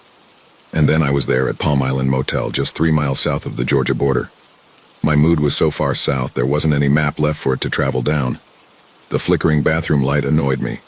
Big surprise, everything was annoying me. I decided to turn it off and wash my face in the dim glow of the nightstand lamp. I turned the faucet and fell, not onto the grimy motel tiles, not onto anything solid, just down. I woke up on my back, staring at a ceiling lined with flickering fluorescence. The air was thick with chlorine. When I sat up, I realized I was lying on smooth, damp tile, inches away from a shallow, still pool. It stretched out infinitely. The water was the most picturesque shade of blue, cartoon blue. The air was humid, pressing against my skin, and as I sat up, I realized that stark white walls surrounded me. "Hello?" I called out. My voice echoed into nothing. Holy shit, what the hell just happened? There was no answer, no doors, no windows, no signs of life. I started walking. The walls formed a maze around me, leading to more pools, more tiled corridors, more silence. I've never been more afraid in my life. I don't know how long I wandered before I saw the first sign that I wasn't alone. A ripple. The water in one of the distant pools shuddered, just for a moment, before going perfectly still again. My pulse pounded as I scanned the empty halls. Nothing, just the endless pools, the buzzing lights. Then I saw them. Wet footprints, not mine. They led around the corner, disappearing into another room. I didn't follow them. I thought, shit, if someone else is down here, what if they aren't friendly? It felt like the sort of place where unfriendly people would congregate. Unfriendly things, I should have. Hindsight, right? It's always 20/20. That night, if it was night, something whispered my name, Maria. I sat upright. My eyes scanned the small room I had taken shelter in. White tiles, blue water, bright lights, no one else was there. This isn't funny. My voice shook. I pulled my knees closer to my chest and tried to ignore the grumbling of my stomach. Ron? I don't know why I called out for my almost ex. I didn't really think he was down here, wherever he happened to be. I just didn't know who else to guess. Silence greeted me. I didn't sleep again that night. It was the start of a habit. I don't sleep much here. I try really hard not to, mostly because someone always calls my name right when I go to sleep. It feels dangerous. But exhaustion gets the best of everyone, and several days, though they felt like years, into being here, I must have drifted off because I woke up to a splash. A deep one. Close. My stomach twisted as I sat up. The pool beside me had ripples spreading outward. Something had been there. Maybe still was. Then I heard the breathing. Slow. Wet. Just beyond the next hallway. I pressed myself against the tile, barely daring to breathe. A shape moved. A figure, tall, lanky, dripping with water, stood at the edge of a pool just beyond my sight. It didn't move like a person. It swayed, almost floating above the tile, as if deciding whether or not to step into the water. The skin looked almost like wet wax in the bright neon white, the limbs elongated and seemingly jointless. Then it bent at an unnatural angle and disappeared beneath the surface without a splash. I didn't wait around to see if it would come back. That was days ago, I think. I've been moving constantly, keeping my back to the walls, avoiding the water. That's hard. There's not a lot out here other than water. But today I found something new. A metal door, rusted and slick with condensation, stands at the end of a narrow hallway. It's the first thing that doesn't belong here. The only way out, it has to be. I know that it has to be. But I hesitated.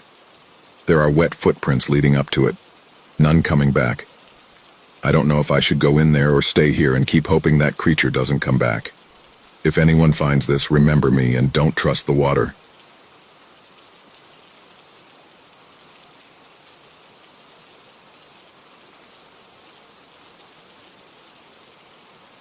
My wife is fun-loving, adventurous, and very family-oriented.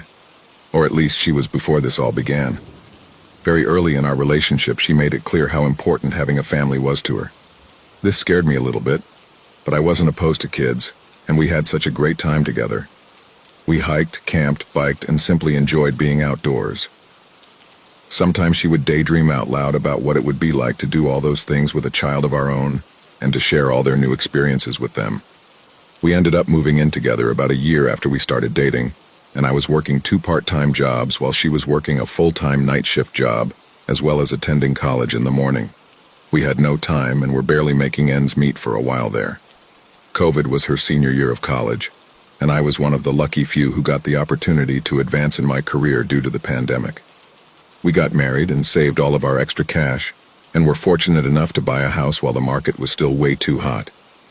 It was definitely a fixer-upper, and it's still presently a work in progress. But it was our own place to do with as we pleased. 3 bedrooms and 1 bathroom. We imagined what life might look like with those rooms filled. Then we had our first son. Postpartum was a hard season, as neither of us slept much with a newborn, and my wife struggled with postpartum depression. But after the first month and a half, we had longer bouts of sleep, and some actual time for our little family. We live in a state where both parents get 3 months off, paid for bonding with the new child, so my wife set up a handful of trips, and as a family of 3, we hiked and camped and went to the beach. It was great, and felt akin to the beginning of our relationship. Those months went by fast. Soon we were back to the slog of full-time jobs and now navigating daycare drop-offs and pickups. Where we would normally sleep in on the weekends, we now were up early with our baby. Sometimes this led to tension, but mostly we handled it well, and the love we share for our son outweighed any of the inconveniences to our day-to-day lives. It's an adjustment period for sure, though, as you continually practice putting the needs of another being above your own. But it's so rewarding.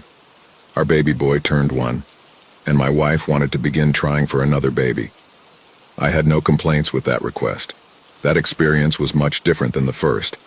This time it took many months and doctor appointments and blood draws and pills. We grew apart as my wife would go from hopeful 1 week to deeply distraught the next. She'd spend a day curled up in bed instead of out in the yard, playing with her baby she already had. I felt that she was being ungrateful, but I'm not a woman and it's not my body, so the understanding was lacking. This caused a rift between us some days. Months passed, and it was Christmas Day. Like many wives, mine does the heavy lifting when it comes to the holidays. There were several packages neatly wrapped under the tree, and stockings on the mantel were filled to the brim. I didn't know what was in the majority of it. She recorded our son opening his gifts for his second Christmas.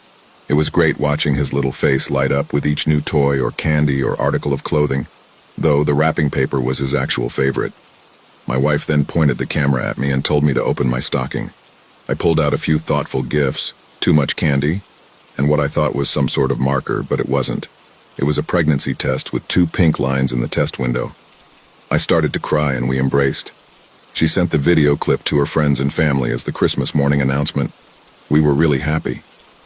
The ultrasounds were my wife's favorite appointments with our first son, and she made a little paperclip chain on the calendar to count down the days until we got to see this new little life for the first time. The guys at my work gave me some grief about needing an extra long lunch that day to be able to make the appointment. It was important to my wife, and since I can't feel what she feels, it's a connective point to have the visual of what's going on inside of her. It was the same doctor she had seen with our first in the same ultrasound room, the same gel on her lower abdomen and reclining back on the same chair. She was more relaxed this time, expectant of what we were about to see. But it wasn't the same. The gestational sac was there, and a small lump lay still, not bouncing and kicking like our first. My wife's smile faded, and I took the rest of the day off to head home and be with her. Her mom watched our son. The miscarriage wasn't natural. The baby, our second son, had to be surgically removed. My wife was incredibly distraught, and had grasped onto the little shred of hope that there may be signs of life, requesting an ultrasound prior to the procedure. He remained right where he'd been. The doctor talked to me while she was still asleep, Decay on the tiny body had already begun to take place, which could have been very dangerous for my wife. This solidified for me that this was the right choice, but my wife recoiled at that detail when I told it to her later. She had a few days of pretty intense pain, but made a full physical recovery. Mentally was a different story. There were several nights after we put our son to bed that my wife would lock herself in the bathroom and sob. Loud, breathy sobs, where she couldn't have answered me verbally if she wanted to. I would ask her to let me in, to be with her, to hold her. But she had none of it. She wanted to be alone, so I left her alone. I thought that might help. But when her bathroom sessions ended, she'd come at me vehemently. "What are you even doing? Did you even care? What's the matter with you?" I tried to explain how I was also processing this loss, but at the same time, trying to care for her and our son. I think she actually hated me. She no longer came to bed with me, but opted for the couch. I tried to show my care by covering her up with her favorite fuzzy blanket and placing her water bottle on the side table to encourage her to drink something. She'd at least oblige me and take a sip. Aside from the week off after her procedure, she still went to work, dropped off and picked up our son and made dinner. She was still keeping up daytime routines and childcare, but when our son went to bed, she'd turn back into the disheveled, sad lump on the couch. We live above a graveyard and sometimes take our son to the little pond there to feed the ducks and geese. But that day, my wife took our son to the little burial plot where our second child was being put to rest. I do regret that I didn't get the day off, but I didn't know how to process it all. And if I'm being honest, it felt a bit more grandiose than it needed to be. Miscarriages aren't uncommon, sadly. But it turned out none of the family could make it. Maybe they were actually too busy, or maybe they shared my sentiments. Who knows? Regardless, my wife was there, with our son, some strangers, and a pastor who gave a nice speech about the tiny little body in the tiny little box. I got a picture of flowers on the graveside, and my wife didn't say much else to me. I tried to apologize, but she wouldn't have it, and I can't say I blame her. I wouldn't have guessed that no one else would make it, but that's just shifting the blame. That night I had stayed up late, and I'd gone to check on her before I got into bed.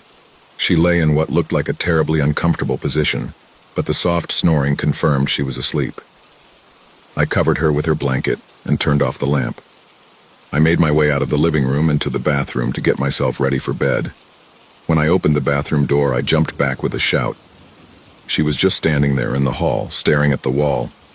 "What are you doing? I thought you were asleep. You scared me." Nothing. She didn't acknowledge me at all. I'm prone to the occasional sleepwalking episode, and given all the physical and emotional stress she was under, I figured it was completely plausible that she was having an episode herself. "Come on, hun, let's get you back to bed." She turned her head immediately and met my eyes. "No. I'm sorry, I thought you were sleepwalking." We stood there for too much time, her eyes locked on mine with such an intensity. Anger, resentment, disdain, all of the above. Finally, I just exasperatedly told her, "I'm really sorry. I'm sorry this happened. I'm sorry I missed the burial. I'm sorry you're going through this. What do you want me to do? I really don't know how to help you here." But she just stared, unblinking, until she finally turned around and went to curl back up on the couch. Needless to say, I didn't sleep much, and I could feel the space between us growing wider. The next day, she got up like normal and was fully in her work mom mode. She didn't really acknowledge me, but that wasn't unusual since all of this had started. I was just glad that she was talking and tending to our son. It was nice to hear her voice in a semi-normal manner. We went to work, came home, she had dinner on the table, I cleaned up, and we put our son to bed together. She was still awake when I came to see her before bed, but she kept her face buried in her phone. I said, "Good night," and continued on my way. I also fell into the phone trap before going to sleep. My back was turned to the door as I scrolled mindlessly through reels. Eventually, I turned the phone off and rolled to switch off the lamp and startled again. She was right there, standing at my bedside, not saying a word. "Honey, don't scare me like that. Are you coming to bed tonight? Here, let me fix the pillows." She continued in her silence and didn't move towards the bed. "Are you coming to bed?" I repeated to no avail.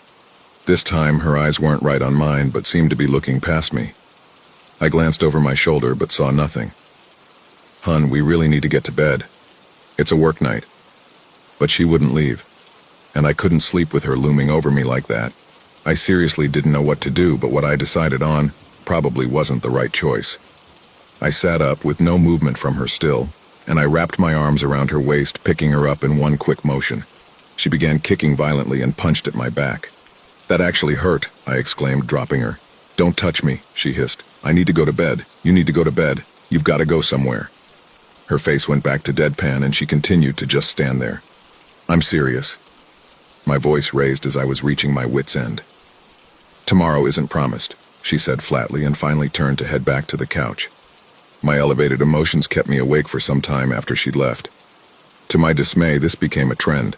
I'd get ready for bed, and at some point between the bathroom visit and turning off the lamp, she'd appear, wordless and staring off into space.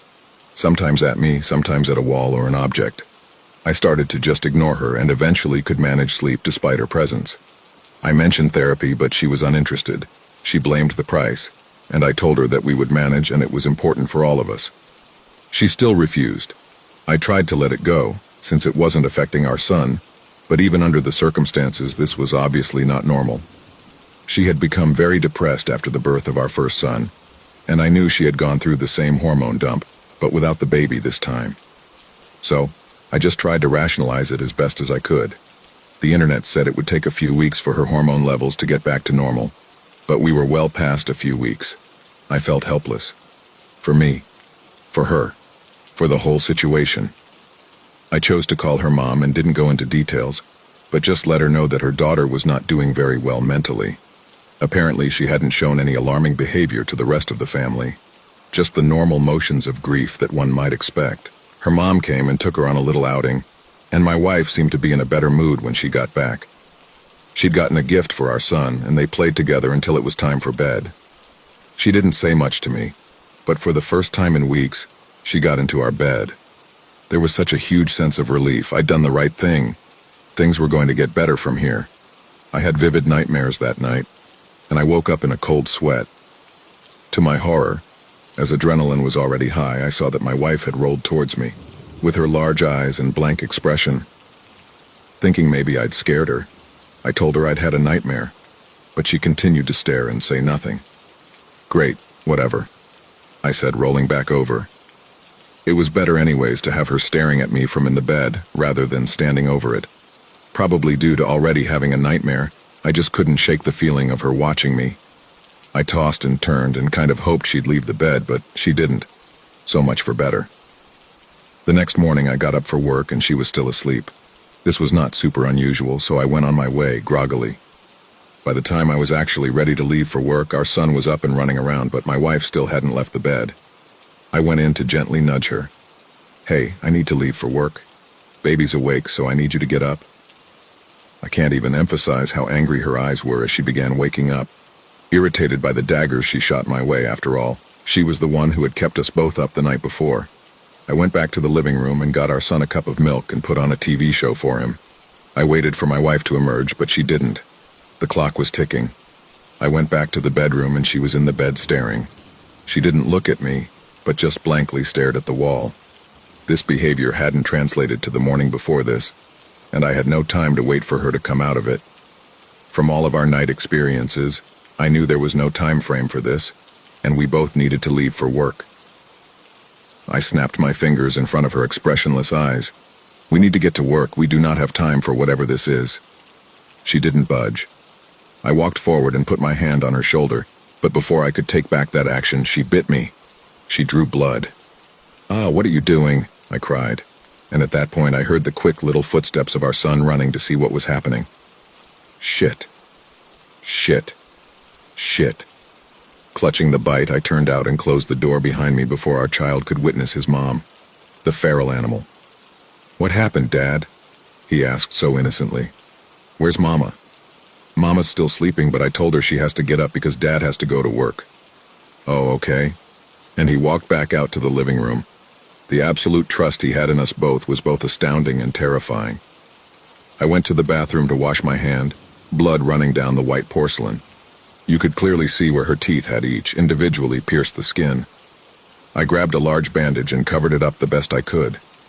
Then she came out of the room, in her work clothes back to normal, like none of this even happened.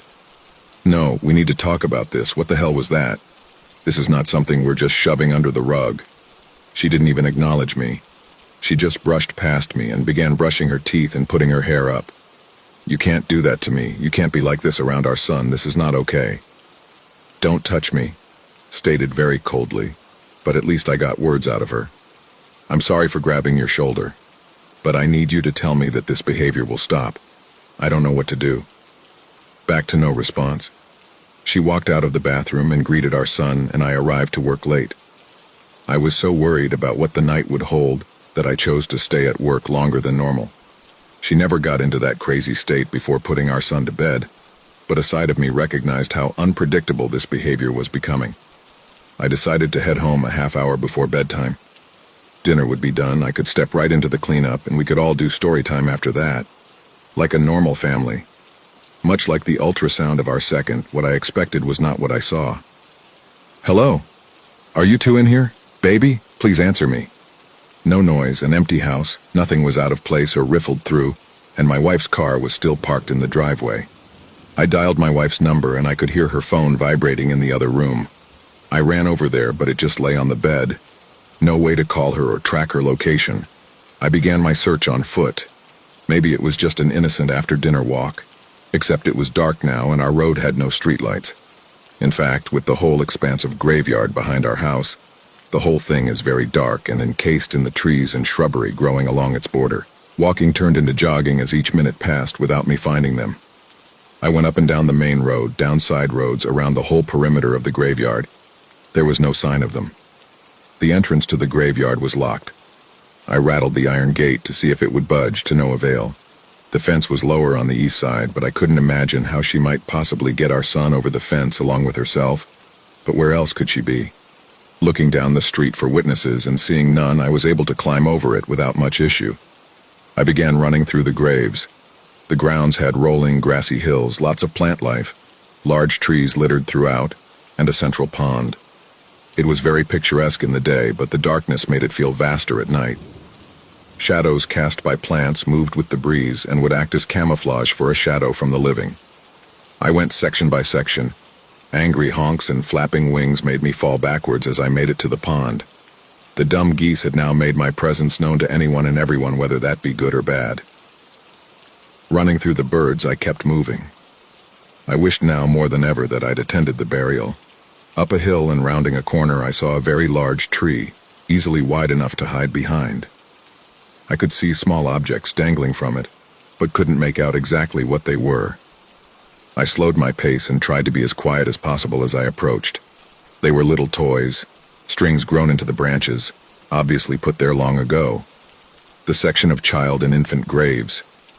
Getting as close to the tree as possible, I peered around it, and at the far end of the section I could make out a figure with a smaller one beside it, but they were both very still. Toddlers are not still creatures. The hair raised on the back of my neck. Should I sprint to them? Should I try to sneak my way over? Before I could choose my next move, my wife's head turned and she stared right at me, from across the whole entire section. I shuddered, but decided to sprint for them. She didn't run. She stayed in her spot, our son with her. He was holding her hand. Why wasn't he looking towards me? Why wasn't he acknowledging the hurried steps coming right toward him? What had she done to him? I snatched him and lunged back out of her arm's length, prepared to run again, but she still didn't move. She glared, unblinking, her unnerving stare only partially covered by her disheveled hair. Squatting down, breathless, I finally noticed that our son was staring blankly at a tiny headstone engraved with our last name and only one date. I wrapped my arms around him, but his eyes stayed transfixed to that spot, and he still said nothing. "What did you do to him?" I demanded. The ghostly remnant of my wife only stared back. "Answer me, what did you do?" "Nothing." "We have to go home. We're going home." At this point, I couldn't care less if she wanted to rot on the ground along with the child that we lost. I turned and started to leave with our son, but he turned to keep the grave in view. I shuddered and chose to cover his eyes with one hand, while scooping him up in the second. "Say bye-bye to the baby," I told him softly. My wife lurched forward, but I had just enough time to break into a sprint myself. I'm generally faster than her, but carrying 40 pounds in one arm did not help. "What do you want?" I yelled back. Only audible breaths came from her as she continued her pursuit. Stop, you're scaring him. You're scaring me. I started running down the hill back towards the pond when something caught my foot.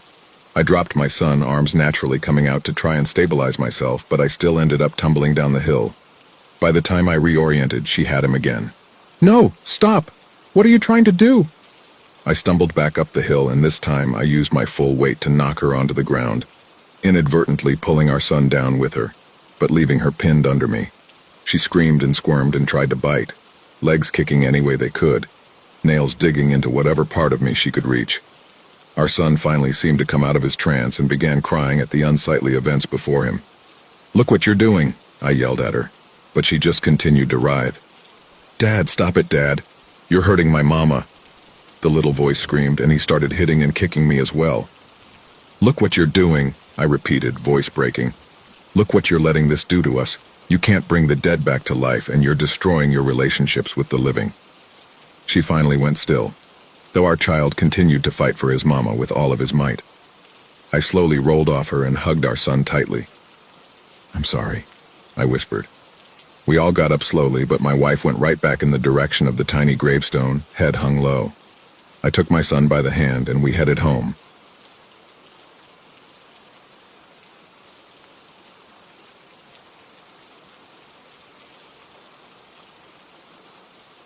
In South Africa, deep in the Transvaal, there is a place known as Nooitgedacht.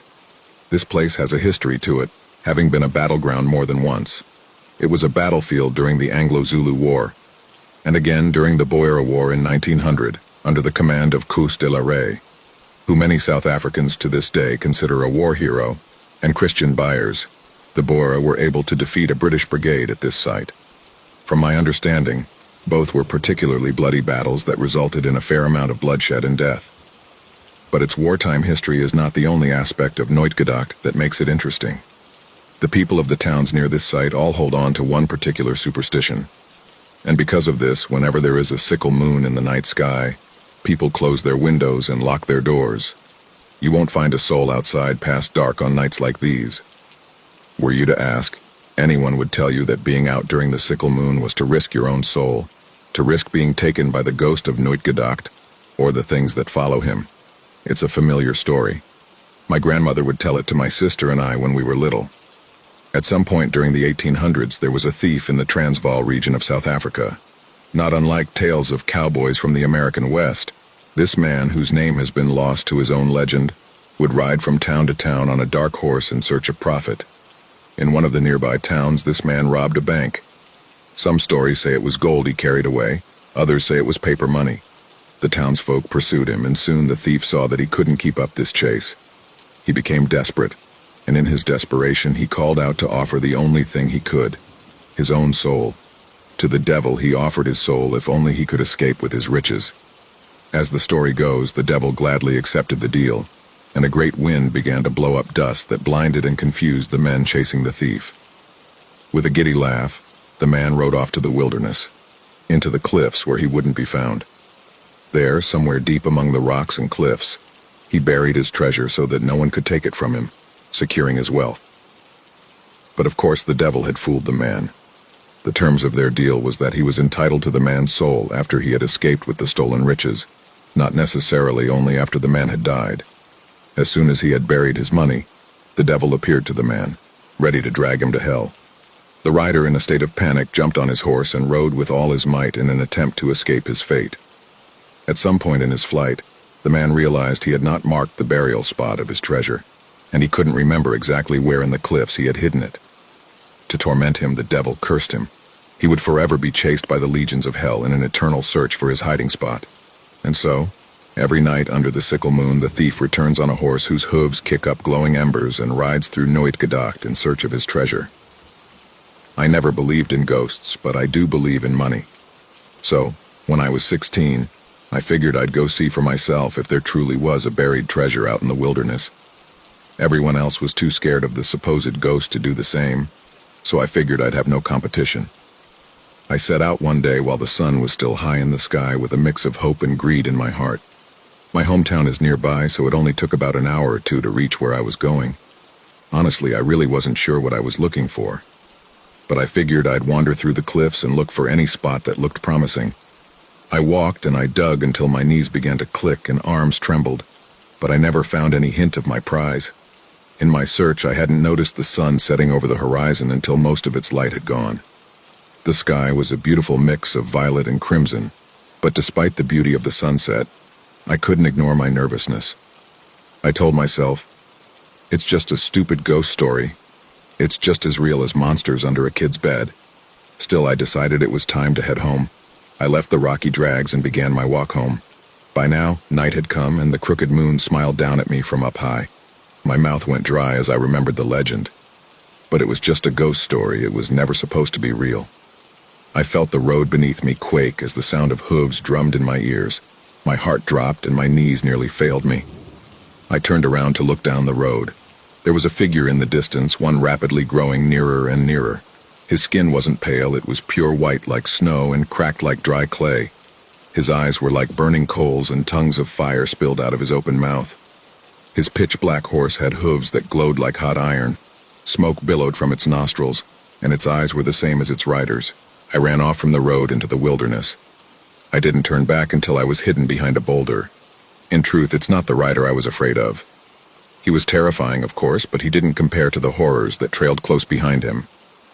The legend had said that the legions of hell chased after the rider, but I had imagined cartoonishly red demons with bats' wings and pitchforks flying after him. Not this.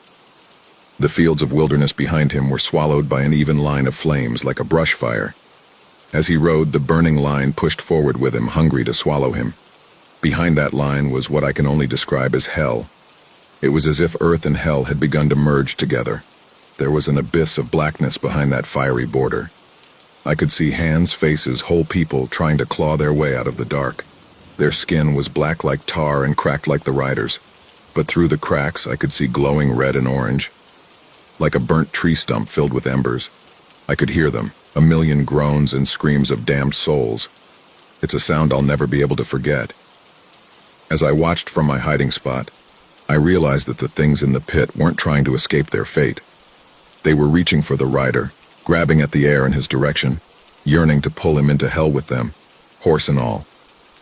I stayed there behind that boulder until morning, praying to God that they wouldn't find me, that I wouldn't share their damnation.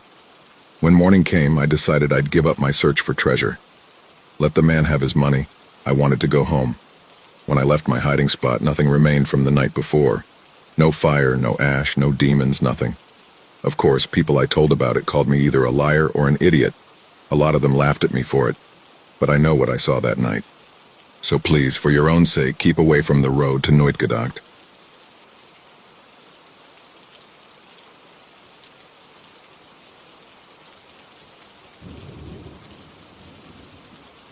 Growing up, I had two choices in life. I could follow in my father's footsteps as a farm equipment maintenance worker. It was a decent job with decent pay, but I always got this sense of dread whenever I walked by his workshop. It was this big windowless building in a pale green color, and I always had this feeling that if I stayed there for too long, that place would eat me alive. So I went with the other choice in life, my mother. She was always larger than life, and she wanted me to be too. She was all about the hustle. When she and my father went separate ways, she took me and my sister across the country to Bangkok. She was the embodiment of Aut Pria Waikin Wan, roughly translated to, endure the sourness and enjoy the sweetness later. She would take any job at any time and claw her way upward. So my sister and I turned out the same. We would work, study, and socialize. We were supposed to be everything at once, smart, strong, cultural, and opinionated. I studied computer science at night and worked delivery during the day. I got a pretty good eye for traffic, so I can make it around the city without fearing for my life. That's easier said than done. Traffic laws around here seem to be more of a suggestion rather than law. I also did the odd job making websites for friends, family, and acquaintances. That would eat up most of my weekend nights. And finally, the one job that never paid me anything, looking out for my sister. My sister Isara worked as a club and event promoter in the inner city. She mostly worked weekends and nights, and I'm the only one she trusts to watch her back. If someone bothered her, I'd be on call. If she needed a sudden ride home, I'd be on call. I'd get yelled at for being late, or for not responding fast enough, or for 1,000 different reasons. It was by far the worst job I'd ever had, but family is family. I would be working so much that the only time my friends would see me was when I came around to pick up Izara. They started to call me Elik or Lurk, something you say when it's time to close for the night. I was the closing time guy. When I showed up, it was time to go home. Not the most fun nickname to be stuck with in your early 20s. When my mother passed from pancreatic cancer in 2020, I just turned 21. I was put in a position where I had to support both myself and my sister economically. Sure, she pulled part of her weight too, but she was looking ahead. She wanted to work in cosmetology, especially in movies and TV shows. That would take money and time. So for a while there, I had a lot of sudden weight put on my shoulders. Studies, work, more work, and being there for Isara. I barely slept, and when I did, I'd wake up at the slightest sound. I was so used to sleeping lightly, waiting for my sister to call for a pickup. But I didn't have a lot of choice. I had to keep going for everyone's sake. So I made a plan. I just had to make it until I was done with my studies. I looked for temporary solutions. I'd take caffeine pills, but they ended up giving me a stomachache. I tried this dextrose drink from a local pharmacy, but that thing almost gave me arrhythmia. I didn't want to try any heavier stuff, so I kind of gave up hope. Then I met a guy named Somyat. Somyat is a nice guy in the wrong kind of business. About 10 years older than me, but 30 years older at heart. To this day, I'm not sure what he really does, apart from co-managing a couple of downtown clubs. I think he buys things from places you shouldn't, some kind of gray area importer. He was a part owner of a club where Isara worked on the weekend. The first time I met him, he was sitting outside the club with a cold beer, having a cigarette. He didn't look like the owner, so I sat down next to him to tie my shoes. He looked me up and down. "You just gonna sit down like that?" he asked.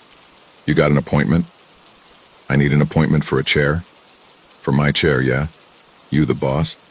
"I'm a boss, yeah." I was too tired to care, and frankly, getting my sister fired from that place would have made my life easier. So I looked right back at him. "You don't look like a boss to me." I didn't know if he was going to hit me or hire me, but he ended up belly laughing and offering me a cigarette, so I guess I made the right choice. I would spend about 1 or 2 nights a week at Somyat's club. He'd offer me a job, but the pay was awful and I was busy with other things. I literally didn't have enough hours of the day to work for him. I think that was for the best, though. He was a great guy to hang out with, but he must have been an awful boss. Cheap bastard. Somyat had some sympathy for me, though. I was working hard to make ends meet, and he respected the hustle. He offered me a couple of side gigs. For example, picking up leftover credit cards at ATMs. There's a kind of ATM that takes a long time for the card to come back out, so a lot of tourists think it ate them, so they leave the card behind. Somyat paid a little for each card I could bring him, so I would walk around and pick them up while waiting for Isara to finish work. Every little bit helps. We developed a good friendship. I would show up an hour or so before Isara needed a pickup just to hang out with Somyat. We'd usually just talk about movies, cars, girls, whatever came to mind. I didn't have a lot of people in my life I could just talk to about nothing, and I don't think he did either. We'd usually end up having a beer and chew betel nuts. They're these nuts that you wrap in a leaf and chew. It gives you a pick-me-up that makes your mouth burn. It sums up Somyat pretty well, legal but spicy. But things took a turn when I was invited to a private party of his. See, I'd been up for 27 hours straight at that point. I'd been working on a large project for my computer science class, and I'd been trying to get a couple of extra hours in at the delivery company. That, and a client needed me to redo their homepage after it got hacked. It was a perfect storm of a lot of little things all at once, and it drove me to exhaustion. But I still got to Somyat's party. He had a nice place outside of town. He'd invited some people from the club and some business associates. He had these parties about once every 6 months or so. It was a way to show appreciation and brag a little. Still, Somyat had pulled out all the stops. He'd felt sorry for me, seeing me work so hard, and he'd brought a guy there from a research institute. They needed people for a data entry job, and he thought it'd be my kind of thing. Problem is, I was so tired I looked like I was on drugs. I didn't even understand the guy was offering me a paid position. As the party died down, Somyat took me aside and sat me down for a chat. We chewed some betel nuts, and he took off his sunglasses. The man didn't look me in the eyes a lot, so I knew something was up. "I worry about you," he said. "You're working too hard." "I'm sorry," I said. "It's not that I don't appreciate this, but I had so much to do." "Then tell me," he continued. Tell me how I can help." "You don't need to do anything," I said. "I'm just glad to have a friend, you know?" I could see the wheels turn in his head. His eyes welled up a little. He gave me a hug and took me out to the veranda overlooking the city. He patted me on the back. "You deserve better," he said. "I'll get you something better." The following weekend I got a text from Somyat. He was excited to show me something. He usually had something to share, but this time seemed different. I was a bit anxious about seeing him, but it was a nice change of pace. So that Saturday I was invited into the club. I went straight past the bouncer, through the dance floor, and into the back rooms. From there I followed a corridor to a small office at the back of the building. After all I'd seen from Somyat, I expected something grander. But it was just a little office with an old laptop, a USB fan, a couple chairs, and a shitty TV in the corner. All accentuated by a couple of early 2000s posters of women in bikinis posing with cars. Somyat was smiling ear to ear and waved me over. He opened a safe under his desk and pulled out a small box of white pill bottles. They were all sealed and unmarked, except for a small blue sunflower print on the cap. He sat me down and took a bottle out of his pocket to show me. "This is gonna help," he said. "Trust me." "I don't do drugs, boss." "I know you don't. This isn't that." He showed me his phone and a conversation he'd had with the guy from the party, the one from the research institute. Apparently, he'd managed to get his hands on a couple of cases of an off-market stimulant. "I tried it myself," he said. "Going on 2 weeks now, it's a little miracle." "What does it do? What's the catch?" "No need to sleep anymore," he smiled. "1 pill you're good for at least. 18 hours. No way. You might need another hour or two to recover when you finally go to bed, but apart from that, it's perfect. Doesn't make your piss smell, doesn't fuck up your hair, nothing." "No way," I repeated. Too good to be true. Somyat sat down at his desk across from me, giving me a long look. "You won't let me get you a better job," he said. "Let me get you this." As a friend, I could tell he was being genuine. You could say a lot about Somyat, but he'd always been honest with me.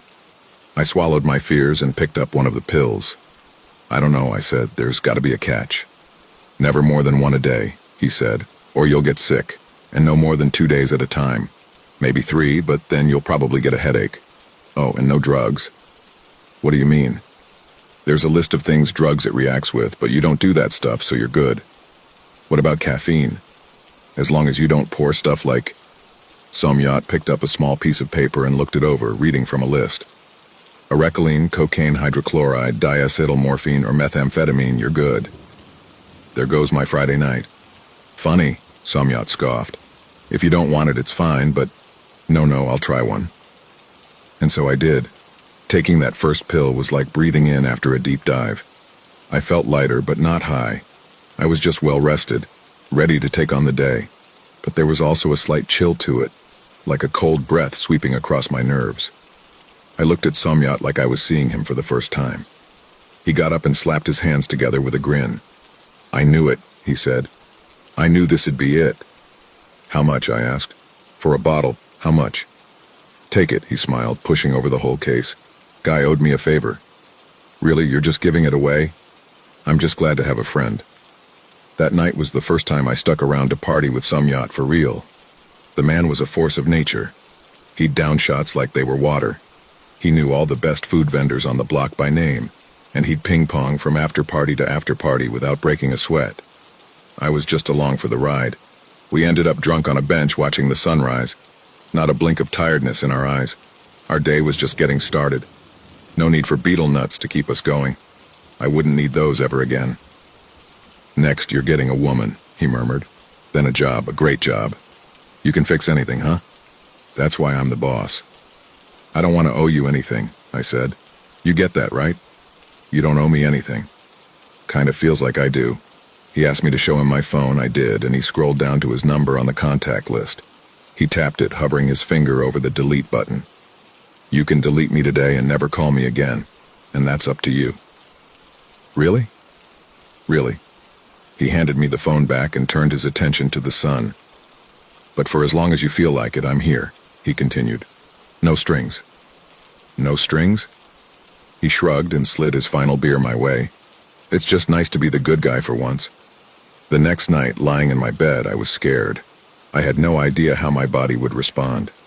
It was a make-or-break moment where I'd find out if Somyat had screwed me over, or if he'd really helped me out. I had a whole case of those pills stashed away in the closet, more than enough to keep me going for months. But I took his advice. Every 2 or 3 days or so, I'd give it a rest. So when I went to sleep that night, I didn't know what to expect. I had strange dreams. I dreamt I woke up in this barren world, with a dead tree towering in the distance. There were no stars in the sky. It was desolate, but peaceful in a way.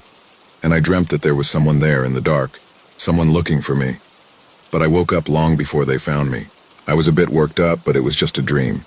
Those fleeting images rolled out of my mind faster than it took for me to make breakfast. From that moment on, I decided to give these things a go. I would rest every 3 days or so, but until then, I was constantly on the go. I could work as many hours as I wanted. I could be up all night finishing projects left and right. I never missed a call from Isara. I could keep up with demands, and I could do it comfortable, without side effects. Sure, whenever I crashed, I'd dream about that place again. The dead tree reaching for the moon, the desolate ruins, and somewhere out in the eternal night, something was looking for me.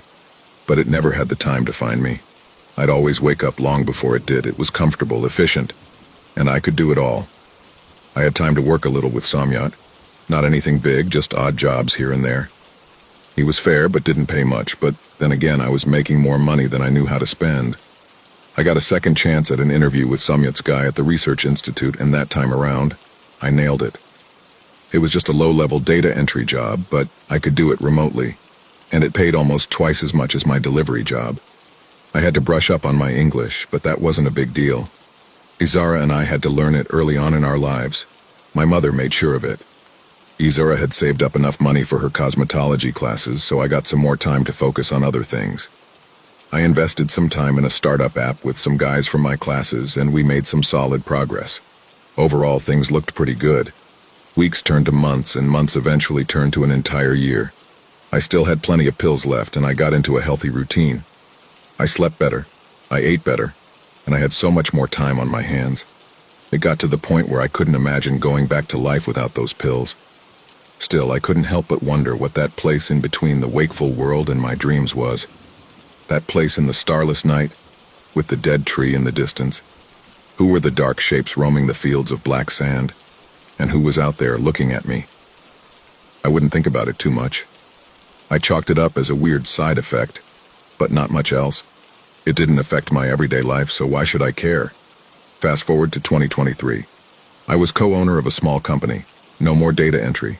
We had an office and 5 employees. My nickname still stuck around, but it was more or less sarcastic. I was no longer the guy who showed up at the end of it all. I was the first in line. I would plan my come-downs in a way that people never noticed. I had this reputation of working around the clock, and people just couldn't figure it out. I didn't share my secret with anyone. I figured there would be some serious consequences if those pills got in the wrong hands. My sister got a nice job at one of the local malls. One of the really big ones, not just any old mall. It was very well paid, and she could support herself more than enough. She ended up moving in with a guy, and I got a place of my own. I could finally take a step up and get myself something nice. I still spent time with Somyat. He was the only other person in the world that knew of the pills. He'd stopped taking them, though. He found them too distracting when it came to keeping a schedule. He was going steady with a lady named Wanwan, and he hated seeing her go to bed on her own. It was surprisingly sweet. And more pills for me, so win-win. In February of 2023, my sister got married. It was bad timing, since I had a huge project to work on at the time. So even with all my available time, it was still not enough. So I had to do something Somyat advised against. I had to keep going for 5 days straight. Just 2 days more than the ordinary 3, but still. Now I didn't immediately notice anything. It worked just fine. But when I finally crashed, after almost a full week without sleep, I had the most awful nightmare of my life. Not only was I back there, in that desolate space, I could feel it. The black sand creeping into my shoes. The howling of people in pain. I thought I heard gunfire, too. What little vegetation lived there was twisted into a midnight blue, just like the blue sunflower on the cap of the bottle.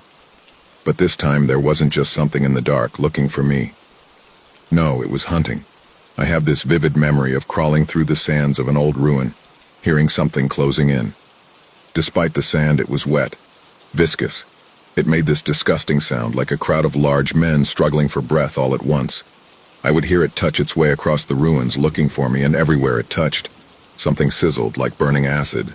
It tried to speak, I know it did, but it couldn't. It had too many tongues, and they all tried to speak at once. Eventually it found me. I couldn't look. I couldn't breathe. I could feel the size of it without even looking as it loomed over me. I tried making myself small, but it didn't matter. It sighed, like it had enjoyed a cold glass of water on a warm summer's day. It was so pleased to find me, and as it moved closer I heard something dripping, sizzling into the sand. There was a powerful smell of ammonia and something akin to mothballs. It touched my arm and it burned into my skin. It burned so bad that I woke up, and when I did, I had a burn. A coin-sized black mark with gangrenous flesh tightening the skin of the arm, stinging with every flex of my triceps. That place was real. That thing had been real. For a full week after that, I kept feeling like I'd been seconds from death. I had a doctor check out my arm, but he couldn't make sense of it. It was an acid burn, but it behaved like a frostbite. In the end, he had to make a small procedure to remove the necrotized skin, but it was overall fine. I just had to keep it clean and bandaged, and be prepared for a nasty scar. But that thing had been so vivid. Days later, I could still smell it. I remember this one time when I was taking a shower when I had to turn off the water. I thought I heard something sizzling in the other room. Wrapped in a towel, I peeked through the door, hoping against hope that I was just being paranoid. That time I was. But what about next time? I swore off the pills. I was in a good place and I didn't need them anymore. I'd gained everything I wanted. Sure, it'd take some time to get back to a normal schedule, but I couldn't go back there. No wonder we weren't supposed to take more than 2 or 3 pills in a sequence. If I'd been there a second longer, it would have taken my whole arm. Another hour and I'd be dead. I decided to give it all back to Somyat. By that time he had expanded his business a bit, but he'd calmed down as a person. He was a changed man. He was engaged to Wanwan, and he was trying to turn his life around. In fact, we hadn't seen each other for some time. He was a bit surprised when I called about meeting him in his office. I met Somyat in his downtown office late one Friday night. It was a strange feeling. There were people everywhere, but I still felt like I was alone. There was this thought crawling around in the back of my head, whispering to me that if I slowed down and really listened, I could hear that sizzling acid as it burned into the asphalt. So I kept my head down and tried to get into the music, the bass, the beat of the party, but it was all just superficial. I couldn't help but think back on that thing. Every time I heard a cough, a sneeze, someone clearing their throat, I thought that was it. It found me. I could feel the squelch of it in my ear, almost like a heat. But I made my way through the club and joined Somyat in his office. I put the pills on his desk and sat down across from him. "I'm done with them," I said. "They do something to you?" he asked. "Yeah," I said, I'm done." "All right, no worries." Somyat nodded. "You okay?" "Not really." Despite not hanging out for a while, Somyat was his usual self. He put the pills away, sat down next to me, and handed me a beer. He'd installed a mini fridge next to his desk. The damn thing made more noise than his ceiling fan. "I'm not gonna ask about it," he said. "You look like shit." "I feel like shit." "What happened to your arm?" "Frostbite." Somyat snorted but saw that I wasn't laughing. He opened his mouth but closed it again. Whatever had happened to me, he knew better than to laugh. Instead, he leaned over, looking worried. "Fuck the pills," he said. "You're sticking with me now, all right?" "All right." He made his best effort to keep me company that night. We had drinks, met some people, and sang some karaoke. I almost got into an arm wrestling competition with a drunk Dutch guy. It was nice, and for a moment I didn't hear those awful noises. I didn't smell those smells. Later that night I could feel myself growing tired. Usually I would pop one of the pills, but I settled for a classic instead, beetle nuts. Somyat and I wrapped them up and bit down. It was nice to feel that familiar crunch and burn. It was a return to form in a way. It was the way things were supposed to be. By the end of the night we ended up on that same bench watching the sun, but this time he was exhausted. He was nodding off over and over as he waited for a friend to pick him up. I was, strangely, not tired in the slightest. "Maybe you still got some of it in your system," Somyat mumbled. Makes sense, right? Bigger doses take longer. Probably, I nodded. Or maybe it was the nuts. Nah, they don't work like that. They're a kick, not a trip. By the time Somyot's friend came around to pick him up, he could barely keep his eyes open. He lumbered into the passenger seat and looked back at me one final time. I'm getting rid of them, he said. Don't worry, it's done. You'll be fine. But I wasn't feeling fine. Or rather, I was. But that was the problem. I went home and I still couldn't sleep. I went an entire day and I still couldn't sleep. I hadn't taken any pills for some time, but I was still up and about. I was getting worried, but I didn't know where to turn. Had I taken a pill by accident? I reached out to Somyot's contact at the research institute, but we couldn't talk about it over email since it was monitored and this was hardly legal. So we decided to meet downtown later in the week. For the next few days I was a wreck. I kept thinking about that place and that thing. I'd been up for so many days that I didn't want to think about what would happen when I returned. It would be waiting for me. I could feel it, hear it. I met the man from the research institute in early morning. I paid for his coffee, but I didn't get any myself. He was an American in his 50s with a shaved head and a well-trimmed goatee. He hid behind a black baseball cap and wasn't much for small talk. I decided to get right to it. I explained the problem. After taking a larger than usual dose, I couldn't sleep anymore. He didn't look that surprised. That only happens when you take stimulants, he said. Didn't he warn you? I haven't taken anything, I said. I don't do drugs. You sure? He asked. Nothing? Does alcohol count? I asked. Betel nuts, caffeine? What? No, that... He stopped for a second. His eyes turned away as he thought about it. He brought out his phone and checked something, then nodded. Betel nuts, he repeated. That's high in arecaline. High in what? Arecaline, that's the first thing on the list. That's the worst one. Wait, what? He adjusted his glasses and read the list out loud. He was right. Arecaline was the first thing on the list, right there next to hard narcotics. What does it mean? I asked. What's going to happen? He leaned back in his chair, sipped his coffee, and adjusted his glasses. We made this in our lab back in Vietnam. When the lab got shut down, it was scheduled to be burned, but we never got around to it. So you make drugs? Is that it? It's not a drug, he explained. It isolates a particular chemical element. It was originally made to nurture a type of deep-sea fish to gestate a kind of rough metal powder. What? Fish? I don't... Look, it's not a stimulant. It's not a drug. It puts a part of you in another place, and while it's there, your body becomes disconnected from a few of your basic needs. In most cases, sleep. So what does it mean? What's going to happen to me? He leaned forward, looking over the edge of his silver-rimmed glasses. Arecaline amplifies the effect by a magnitude of about 100. It's one of the reasons they had to shut down the development. At that magnitude, there's no telling what's going to happen. Wait, 100? So I'm going to... You're going to be awake for maybe a year, maybe 4. And then something I can't even imagine is going to happen to you.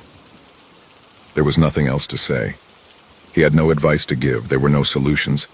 The damage was done. I almost burst into tears right then and there. My hands were shaking. I would be awake for years and then... Something. Something he couldn't even imagine. If the effect of 2 pills too many caught me a burn on the arm, what the hell was going to happen after 100, 200? The bandage itched and I could hear the sizzling from a nearby kitchen. But it wasn't from the kitchen. It was that thing. And it was waiting for me. It was just a matter of time. I tried everything, but there was nothing to be done. There was nothing wrong with me, on paper. I was healthier than ever, in fact. The lab in Vietnam that the man spoke of had been shut down, and all traces of it was dismantled. I had a vague lead to an investor in the US, but it didn't lead me anywhere. I had to sell my share in the company. It stung, but the payout was more than generous. It would keep me afloat for a couple of months, maybe a year, while I tried to work something out. But it was a desperate search for nothing. Even the man from the research institute would drop off the grid. And when strange men in suits started asking my friends and family about me, I knew I'd taken a step too far. This was in February 2023. Every day from that point forward has been a nightmare. In May that same year, I lost the need to eat. It's like my body entered a kind of metastasis. I could sit in a room for days on end, staring at a wall, and nothing would change. I would feel nothing. I would experience nothing. And I wouldn't care. and with no food, I'd need no bathroom breaks. Sometime in July, I lost the need to breathe. I would forget to do it for days on end, and my lungs would deflate to the point where it hurt to use them. After a couple of weeks, I couldn't talk without bleeding anymore. In late October that year, I stopped blinking. I would forget to do it for long periods of time, and dust would settle in my eyes.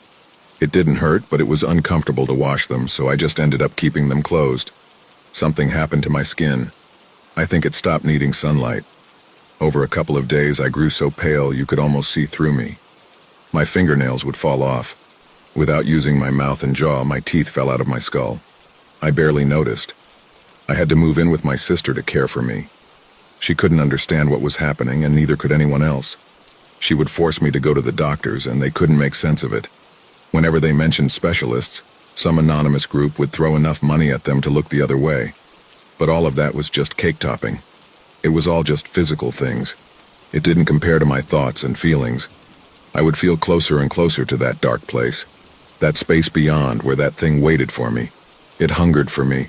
All the needs and wants I'd lost, it had gained.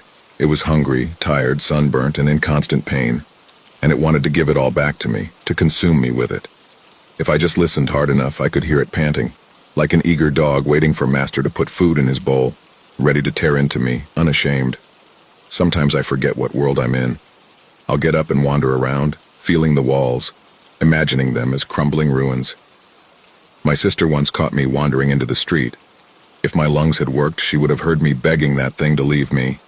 Instead, I got hit by a car, and I didn't feel a thing, laying crumbled into a pile by the side of the road. The things people say feel like a distant dream. I have no need for serotonin, so joy is something of the past. Sometimes I can hear the music and cheering across the city, but it feels like they're mocking me. But the fear, that's still there. It may be the only emotion that remains. Now it's 2025. I think I attended Somyat's wedding, but I can't know for sure. I think I was there. I didn't see or hear. I can't feel anything when I move my arms anymore. There was a nice smell. I think he offered me some cake. I tried to smile at him, but I don't know if I did it. I've written this with great effort over several weeks. My sister has helped. She washes my eyes, and I would look at the letters for her to type. If I stretch a little, I can get enough air in my lungs to make a noise or a short word. Sometimes at night, when my sister is not here, I think I can hear something outside. Not just in my mind, but on the street. I think they are watching me. I think they're curious about what happens when I got to sleep, or maybe they're scared. It's funny in a way. They called me Lurk, closing time. It's fitting. I can't help but think I should have stayed with my father, maintaining farm equipment. I wish I could dream of seeing those pale green walls again. I had to finish this in a hurry. I think the effect is wearing off, like the man said it would.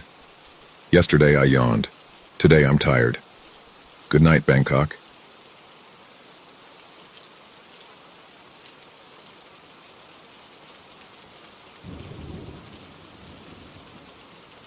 A few months ago, I started taking walks at night. I had not been getting out much since I started my new job. Rented a place in a nice, calm part of town and finally got my life something resembling together. After a long period of drifting aimlessly. My whole life, really, paying the bills on a spacious studio apartment meant sinking every moment I had into work and chores, and I was starting to feel the restlessness that always came to me after too much time spent in cubicles and walls that started closing in on me no matter how nice the wallpaper. And I needed to get out. It was a nice change of pace, having some time to myself to process and grab a smoke while looking at a clear sky full of stars. My idea of going out used to be getting trashed and spending the next day recovering so I could do it all over again. But I was getting used to crisp air and listening to the thoughts in my head for once, even if they're sometimes biting. It's a nice neighborhood, like I said, with lots of rustic houses lit up by string lights in the gardens, and a few apartment buildings like my own strewn about. So I'm never scared to wander as late as I want, listening to some new album I haven't had the time to catch up on, or trusty old Cure if nothing else. There are never very many people out this time of year, which makes it peaceful, and the occasional dog walker or late shift worker always shares a friendly smile. And I'm left to stroll the tiny park areas, enjoying the way nighttime always makes everything more cinematic and moody than the gray daylight of autumn. Slowly, I've mapped out the entire area on my lazy strolls, taking this way or that, venturing into new, winding streets and always finding something picturesque to see. an unfamiliar greenhouse, or a frosty duck pond. I'm not entirely familiar with the area just yet to where I don't sometimes get a little lost, but I've got a pretty good sense of direction and I'm getting there. Sounds idyllic, I can hear you say. Why am I relating about this boring stuff? Well, the other night I found a house I'd never seen before. It was a regular house, it is a regular house, perfectly ordinary and normal, if a little out of place with its stark white paint among the red-tiled and wooden-knotted styles of the rest of the neighborhood. But there's all kinds nestled in there. My favorite is a gray-stained one with a roof the size and sharpness of an old church, and a yellow, almost Victorian-style one with a little turret. I couldn't tell you why the white-painted house stuck out to me, or why a strange feeling made my skin crawl when I saw it. I just knew it felt unpleasant. It's situated at the end of a bend in the road, where the woods behind it meet a highway far away behind the thick of pine trees, and it stands just a little distant to the rest of the neighborhood.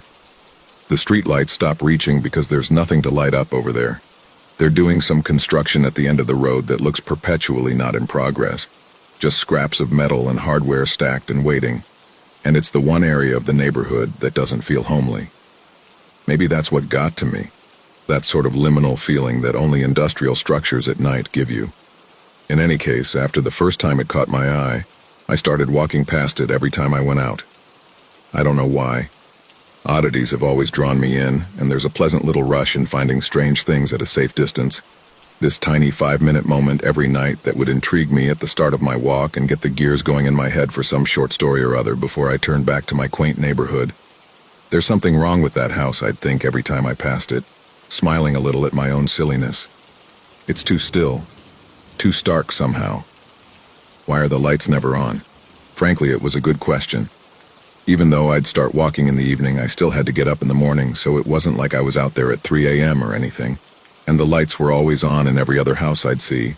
Someone would be preparing for bed, watching TV lazily in the living room, scraping the leftovers from their dinner into a container in the kitchen. I like watching people. I like throwing quick glances at windows, catching glimpses of their day-to-day. I live a mostly solitary life, and there's something fascinating to me about people, their habits and their things, their choice of bookshelves and lamps and pictures lining their walls, the life they've accumulated over the years and inhabit daily without thinking about it. It says so much about them, these boxes they live in, their places of safety. I've always felt like a solitary observer of everyone around me, taking quiet notes of little details like that. An explorer in a strange world of domesticity I've never had myself. Put it like that, maybe I'm just lonely. In any case, this house had none of that. Nothing for me to see, to analyze, and turn to stories in my head. If there was furniture, I couldn't see it because these people went to bed at 8 every night, and there was nothing on the front lawn, not even a car or a watering hose, just well-kept green grass that felt bare-boned somehow. Like someone doing the very least of the concept of living. Like someone playing house with no imagination. Listen, I'm an overthinker, so take all of this with a grain of salt. I guess that's why I kept obsessing over it. Why I kept wandering by first at the start of my route, and then sometimes to finish, trying to get anything out of that place at all. Any semblance of personality, of that essence that any other home would give me. Who were the people that lived there? You'd think no one did, but someone kept that lawn well maintained. Someone would periodically open and close the blinds on the second floor. I walked by it once in daylight before work, and the blinds in one small window were closed where they had been opened the night before, so someone had to have done that. Still no lights on, and the windows were just dark and empty as usual, contrasted by the pristine white paint, as if daylight just couldn't penetrate that place. A child's drawing of a house before they'd gotten bored and wandered off, not bothering to fill in those classical awkward squares for curtains and crude flower pots. Just emptiness. Interesting to me, because emptiness like that isn't easily achieved. We leave some kind of traces of ourselves everywhere, whether we like to or not, simply by living. Even the trees outside were anonymous. No fruit or markings on the bark, no tree houses, no decorations, just trees in the most basic sense of the word. It made me think of a poem I liked, when all you need to know of a place is, do people live there? If they do, you know everything. I felt like I knew nothing. Not about the house, nor its inhabitants. Nothing about life in general, to be honest. Who keeps a whole house just to visit on occasion? What house would stay uninhabited for long, especially such a spacious one in such a charming neighborhood? Someone had to live there, but they seemed to never be there, and I'm sure that once this thought hit you, you'd also be intrigued. Maybe not as much as me, but you haven't been there. You haven't felt the nothingness. I like horror. I love horror, actually. It's my favorite genre when it comes to films, books, games, you name it. Creepy podcasts about monsters from folklore, unsettling historical facts about torture and plagues, even just unsolved stories like the Dyatlov Pass is my jam. And I've read every creepypasta under the sun. It's been a rough time in my life lately, before I finally got this job, and my last relationship was a train wreck I still haven't recovered from and maybe never will. I haven't been sleeping well, ever really. I romanticize things to cope with my fucked up childhood, and I've always made up little stories in my head to make the world around me seem less daunting or more exciting, or just to be anywhere else than where I am. I've been on antidepressants since July, the same kind my mother used to take. The same kind of ghosts that plague my mind also haunted hers. I'm telling you all of this to be fully honest, so you know that I have a vivid imagination, that I try to escape the pressing bleakness of reality as much as I can, that I'm not doing well and never really have. So you know, that I'm an unreliable narrator. It feels important, it feels clean, that you know as well as me that it all could have been a trick of my mind, that it all could have a perfectly reasonable, normal explanation. Though I still can't explain what happened that night. I still don't really understand. I was walking a little later than usual, nearer to midnight, because it was a Friday and I didn't have work the next day, but I'd had a mess of a work day earlier. The kind that never seems to end, where things just keep stacking up and everything around you that usually runs smoothly keeps failing, until you think you'll never get out. I finally escaped sometime after 8, and got home to make dinner in a pissed-off mood and burnt that too. It was just one of those days. My walks were sanctuary, though, and I still dragged my ass out into the crisp air after lying around feeling sorry for myself on the couch for a bit, finding nothing good to watch on the TV and hitting every wrong note on my beat-up guitar. To amuse myself, as usual, I decided to take a tour of the house. Since my discovery of it, it has permanently become the house capital letters in my mind. An entity, my own private little Scooby Gang mystery, the world's most boring horror story, where the only horror was the absence of things instead of anything horrific that was actually there. Well, until that night anyway. That night I saw something finally in the little window where the blinds would move where nothing else did. An outline, a shape, almost imperceptible in the dark, but unmistakably there. Remember, this is not a spooky neighborhood, and there are still streetlights somewhere in the distance and a neighboring house, even if it's farther away than usual. There was just enough light from the outside to make out that shape in the window, and I didn't immediately find it unsettling. It's a damned weird house in my mind, but I can still understand the difference between what's real and what isn't. At least I think I can. I'm not so sure anymore.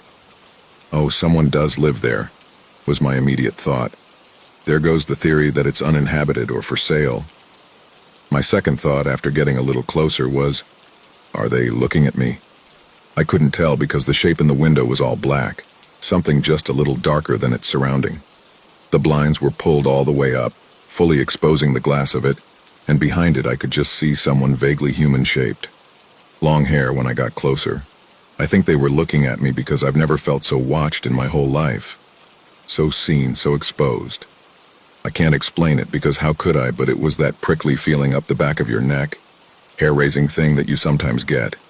And then you turn around and someone who was watching you at the bus stop or coming up behind you on a running trail appears, and you think nothing of it. It happens, just an old reflex from more animalistic times. It was that, but turned up 1,000,000 times stronger.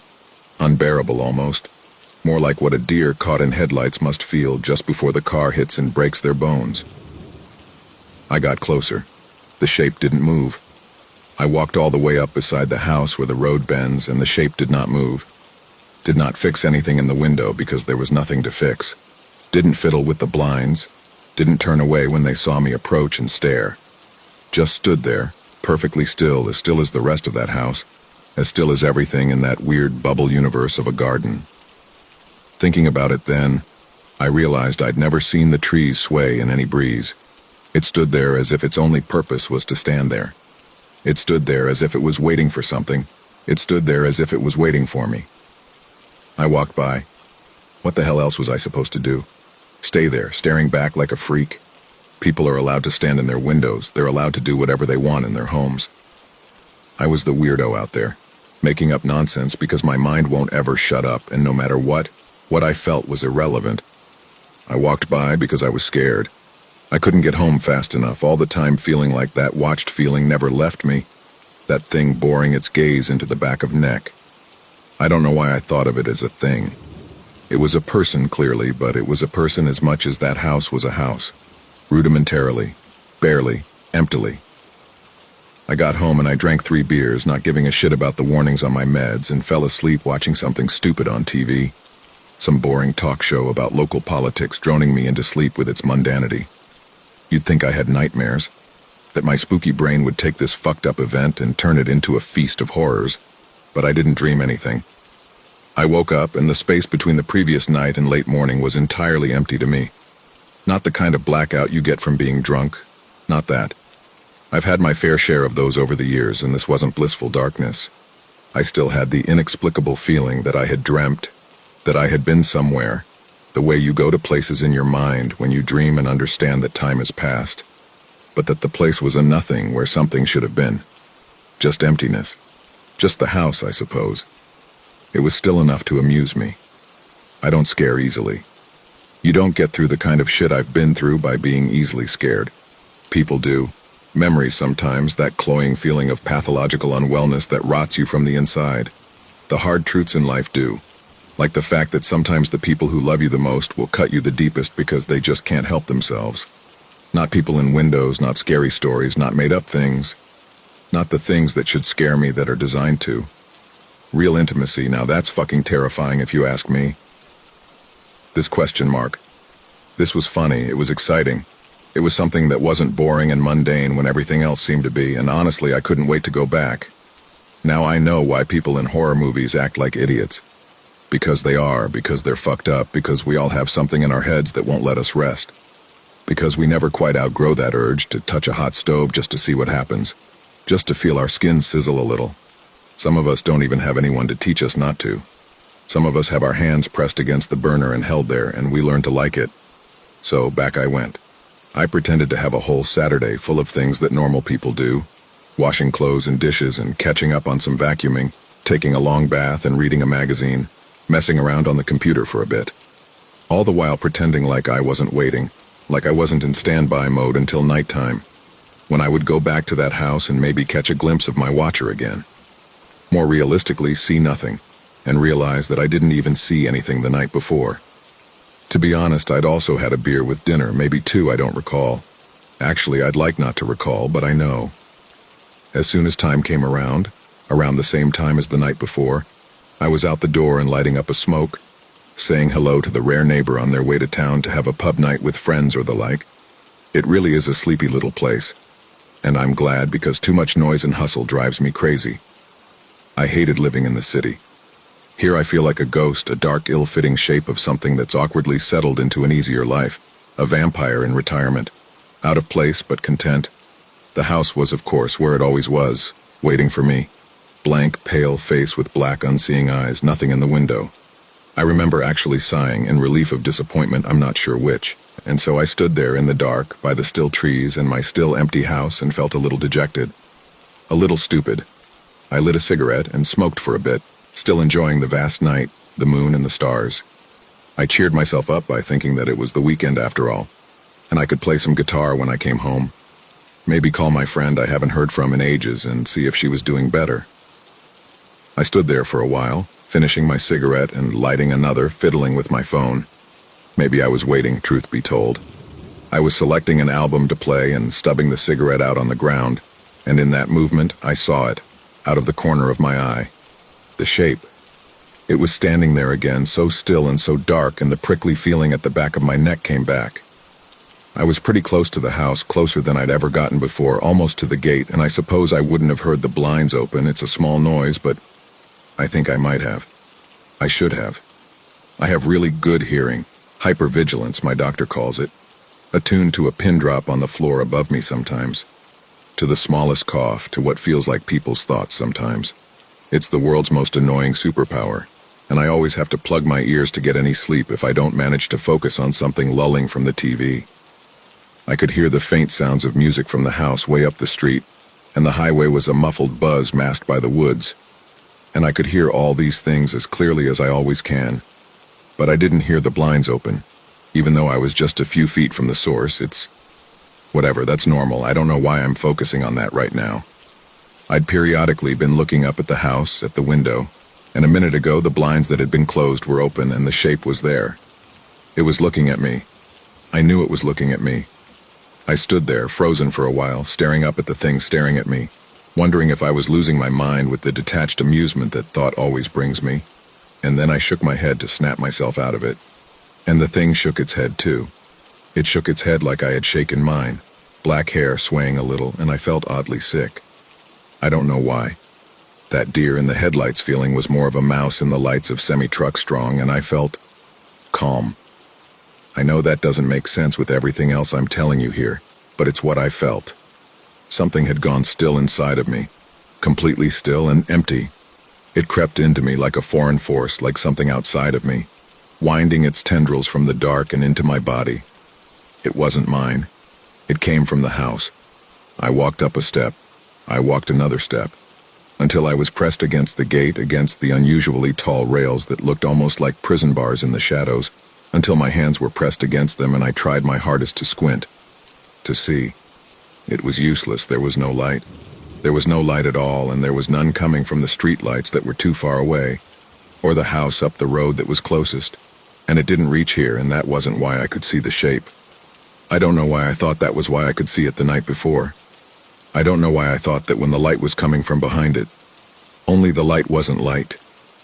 It was more an absence of dark. Just slightly lesser than the dark of the rest of that fucking damn place. And I could see the shape because it wanted me to see it. I tilted my head, trying to make sense of it. It tilted its head. At the same time. No latency. I ran. There's no way around it. I hightailed out if there was something chasing me. I'm not a complete moron. There's still some survival skills left in me, rusty as they may be. I ran all the way home, up the stairs, and slammed the door behind me, gasping for air against it. My lungs spasmed, and I had a stitch in my side. I should really stop smoking, I thought. I did all the things I said I would do the night before. I cooked, I cleaned, and I called my friend. She seemed far away in that way she always is, but she was glad to hear from me. She let me rattle on about my job and how awful I found it really, in my heart of hearts. And the new apartment that makes it all worth it, makes me feel like a new person.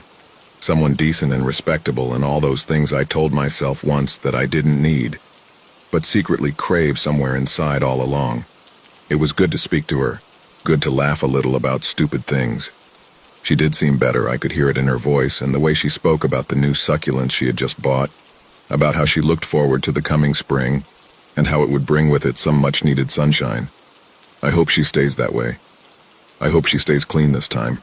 I stayed away from any mention of the house, pushing it down to the deepest recesses of my mind, where it laid festering like an infected wound all the same. I remained in some strange way frozen all day, having a hard time making any simple decisions, from how to fold the laundry to what to drink in the evening. Coffee or tea? Coffee would keep me up, give me energy for the night. It wouldn't let me sleep though, and I knew I needed rest more than anything. I chose coffee, and already then I must have known. The whole day had been a state of denial.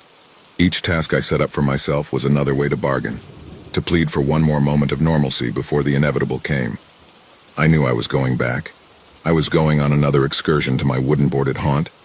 There had never really been a choice at all.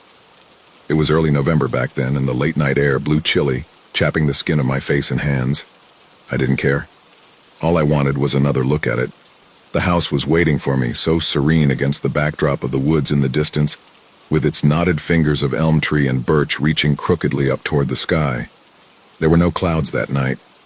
I remember because I kept glancing up at all the constellations I knew, the stars that make up Ursa Minor, leading me on my way like foreboding points of candlelight on black velvet. My due north when I had none inside of me. The house was as it was as always, a too bright artifact in the night, something exhumed and proclaimed holy by a superstitious mind, like Stonehenge or a small pyramid in the desert of suburbia. I think that just for a moment as it first came into view, I felt a strange sense of longing, of love, the way you love poisonous things that hurt you, but apologize after. Something that sinks its claws into you while making you feel cherished all the while.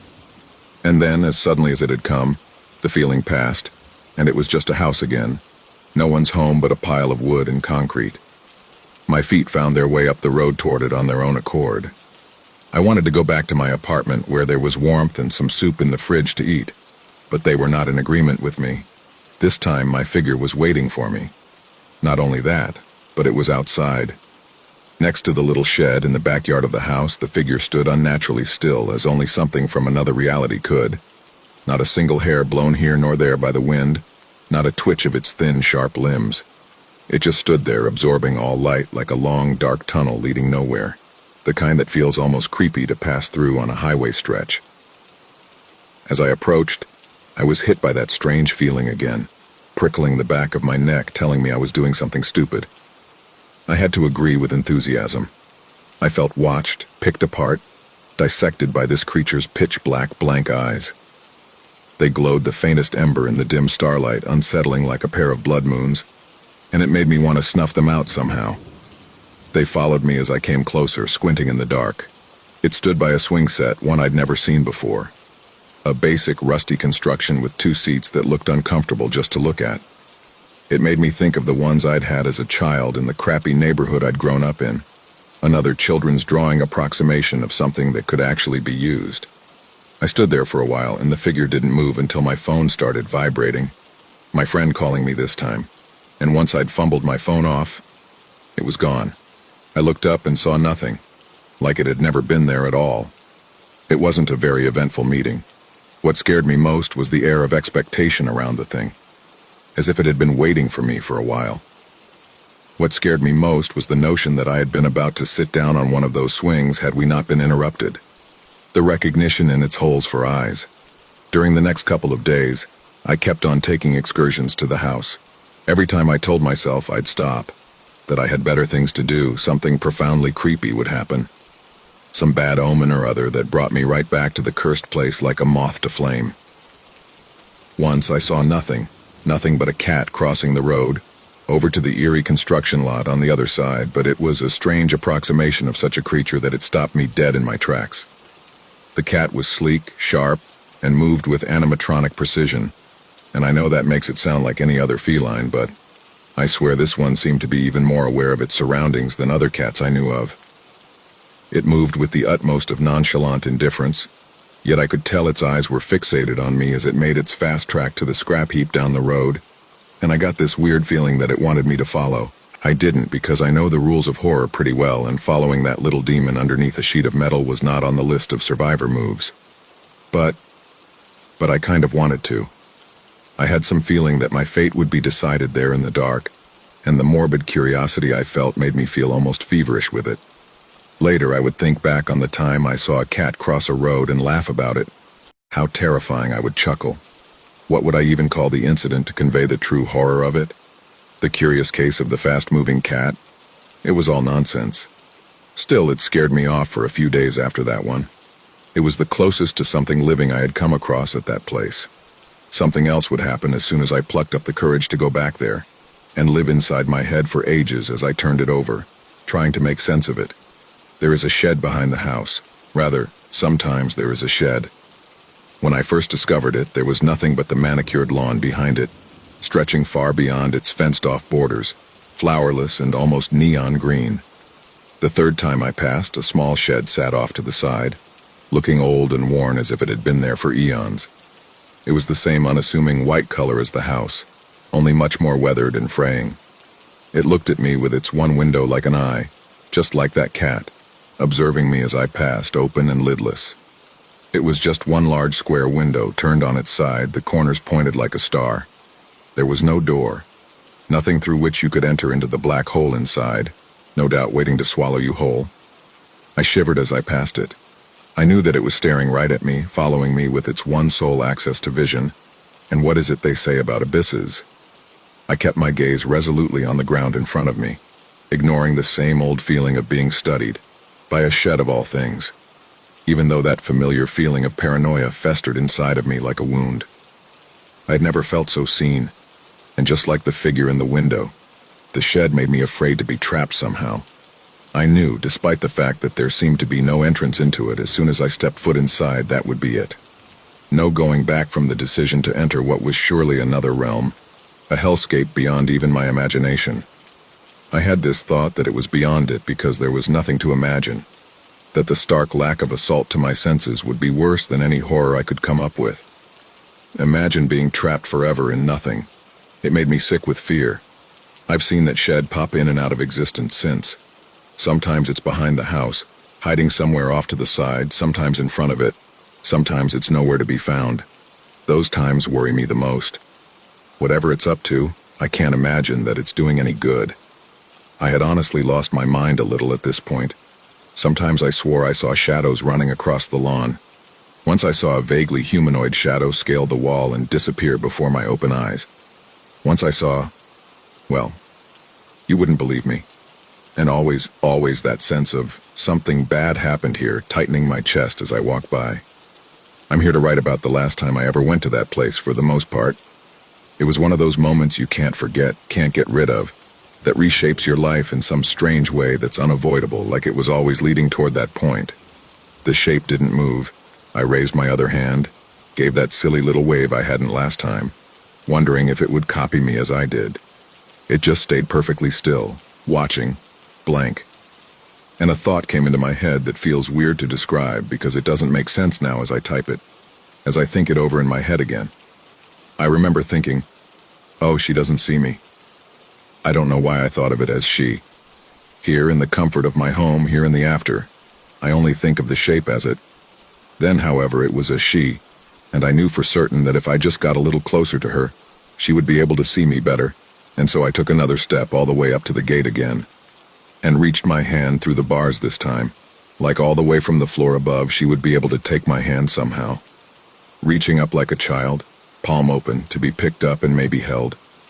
My fingers felt a little colder in the chilly air on the other side of the gate. It still didn't move, and it still didn't seem to see me, so I thought, I just need to get closer. Again, fucking stupid. I can't explain to you where it came from, like some wayward rat had snuck inside my head and was chewing on the wires in my brain, a thought that was both mine and wasn't mine at all. Acting on this unknown urge, I pushed open the gate door that wasn't locked, and I walked into the yard. The path seemed to weirdly narrow in front of me, like it wasn't just a 5-meter little walkway dividing the street and the house. Like all of a sudden, it had width and breadth that it hadn't just a moment ago. And I swear I walked it for a full minute, and I still hadn't reached the porch, the figure in the window in my sight the entire time, following my path, guiding me like a lighthouse. And all around me it was strange and beautiful. Here the sky seemed clearer somehow, packed with more stars than outside, like there were extra constellations in the sky that I had never seen before. The moon was brighter, fuller, a perfectly round disk of silver in the sky, bathing everything a pale gray. The house shone in it. Its perfect white color reminded me of clean bone, the picked-apart carcass of a whale on the bottom of the deepest places in the sea.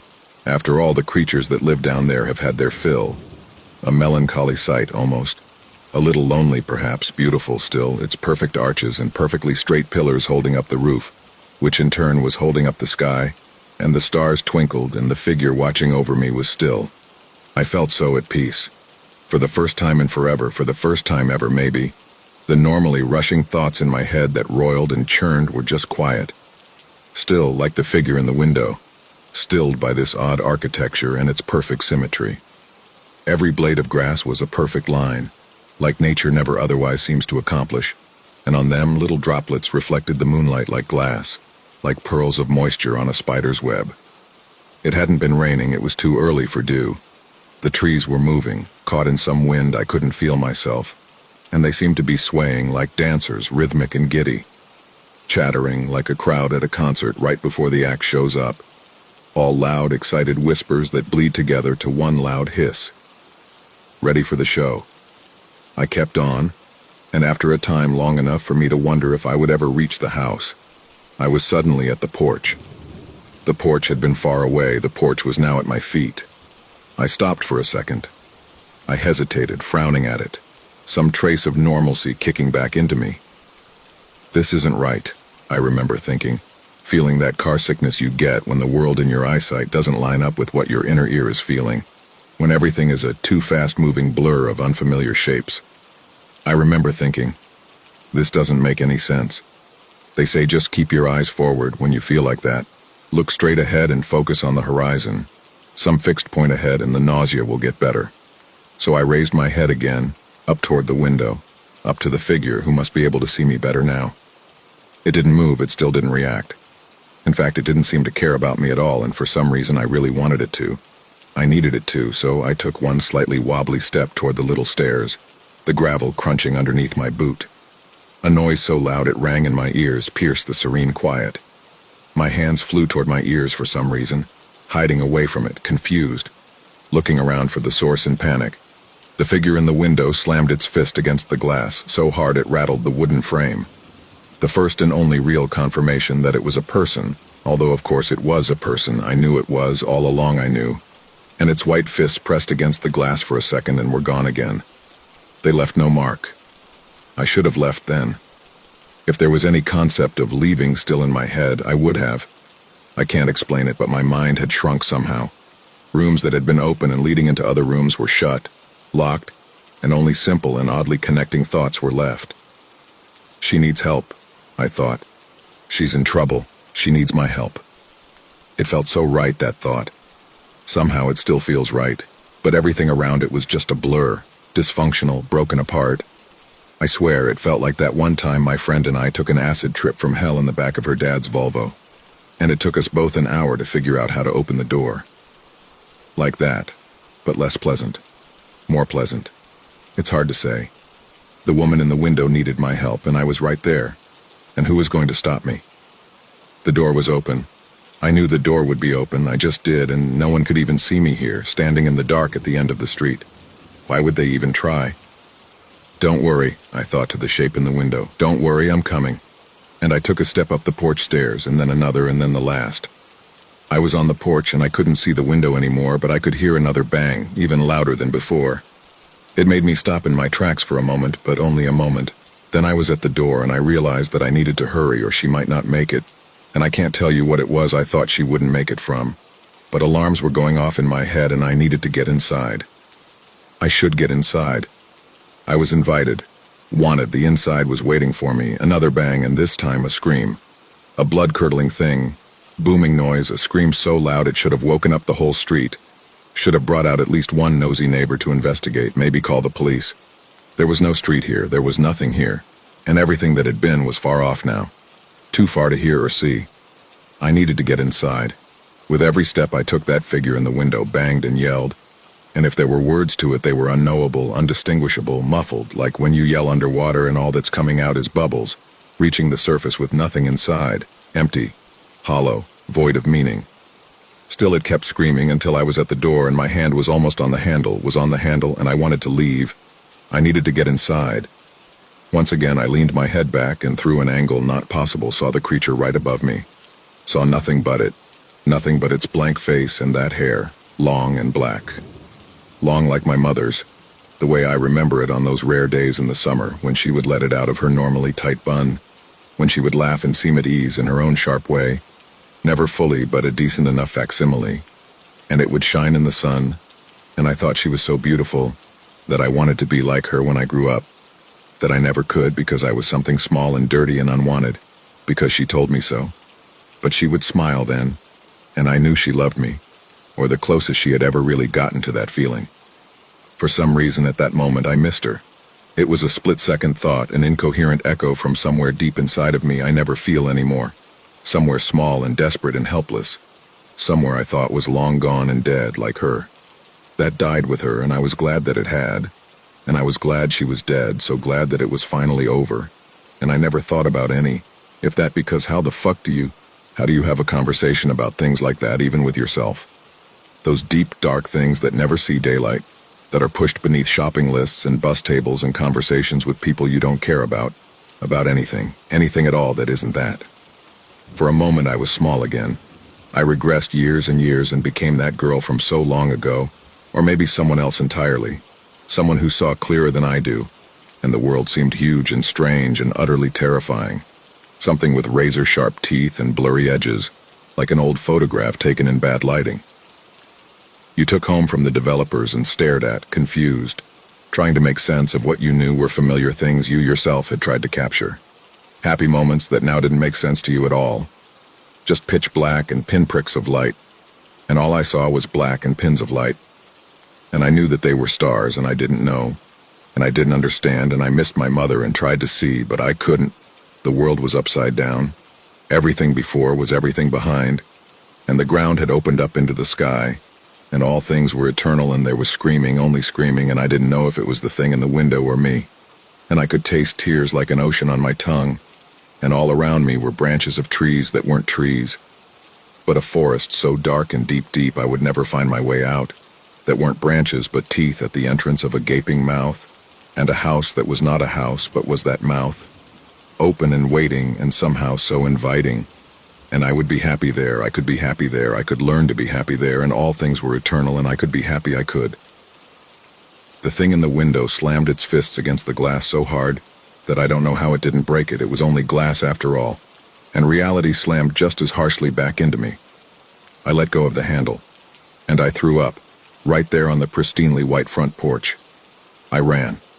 I ran past the trees and out the gate, and was disoriented by how small everything seemed again. How it was only just a little garden with a little fence, and I was out in the street in maybe a few seconds. And there was the road looking like any old road, and that neighboring house was lit cozily. And it was safe, and it was normal. They were cooking something with cinnamon in it. I could smell the warm scent of it in the air as I heaved, as I cried on the side of the road like a lunatic. Behind me was just a house, nothing in the window, no light that wasn't light, just a house. I cried all the way home. I've stopped going back since. I've only been there once on an unassuming afternoon about a week ago, just to check, just to make sure. In that way you pick at open wounds. I just wanted to make sure I wasn't entirely off my rocker and there was a house there at all. That the ground hadn't swallowed it up and left a gaping hole in the ground or something. I made sure to pick a light, sweet day with pretty sunshine and people smiling. That smell of almost winter in the air that I love, always reminding me that it's my birthday soon. I never thought I'd get this old, and it's a good thought. And it was right there, clean and white and painfully ordinary, somehow more mundane to me than ever before in the daylight. Just a house. I looked at it for a while, and still no lights were on because of course they weren't. And I saw the guy that lives in the neighboring house out on the lawn, doing something to his car. Don't ask me what, I don't know anything about them. He seemed to be cheerfully tinkering under the hood of it, so I hoped I'd catch him in a good mood. Yes, he said he knew the house. It had remained quiet and peaceful for as long as he'd lived there. No, there wasn't anything odd about it. Why was I asking?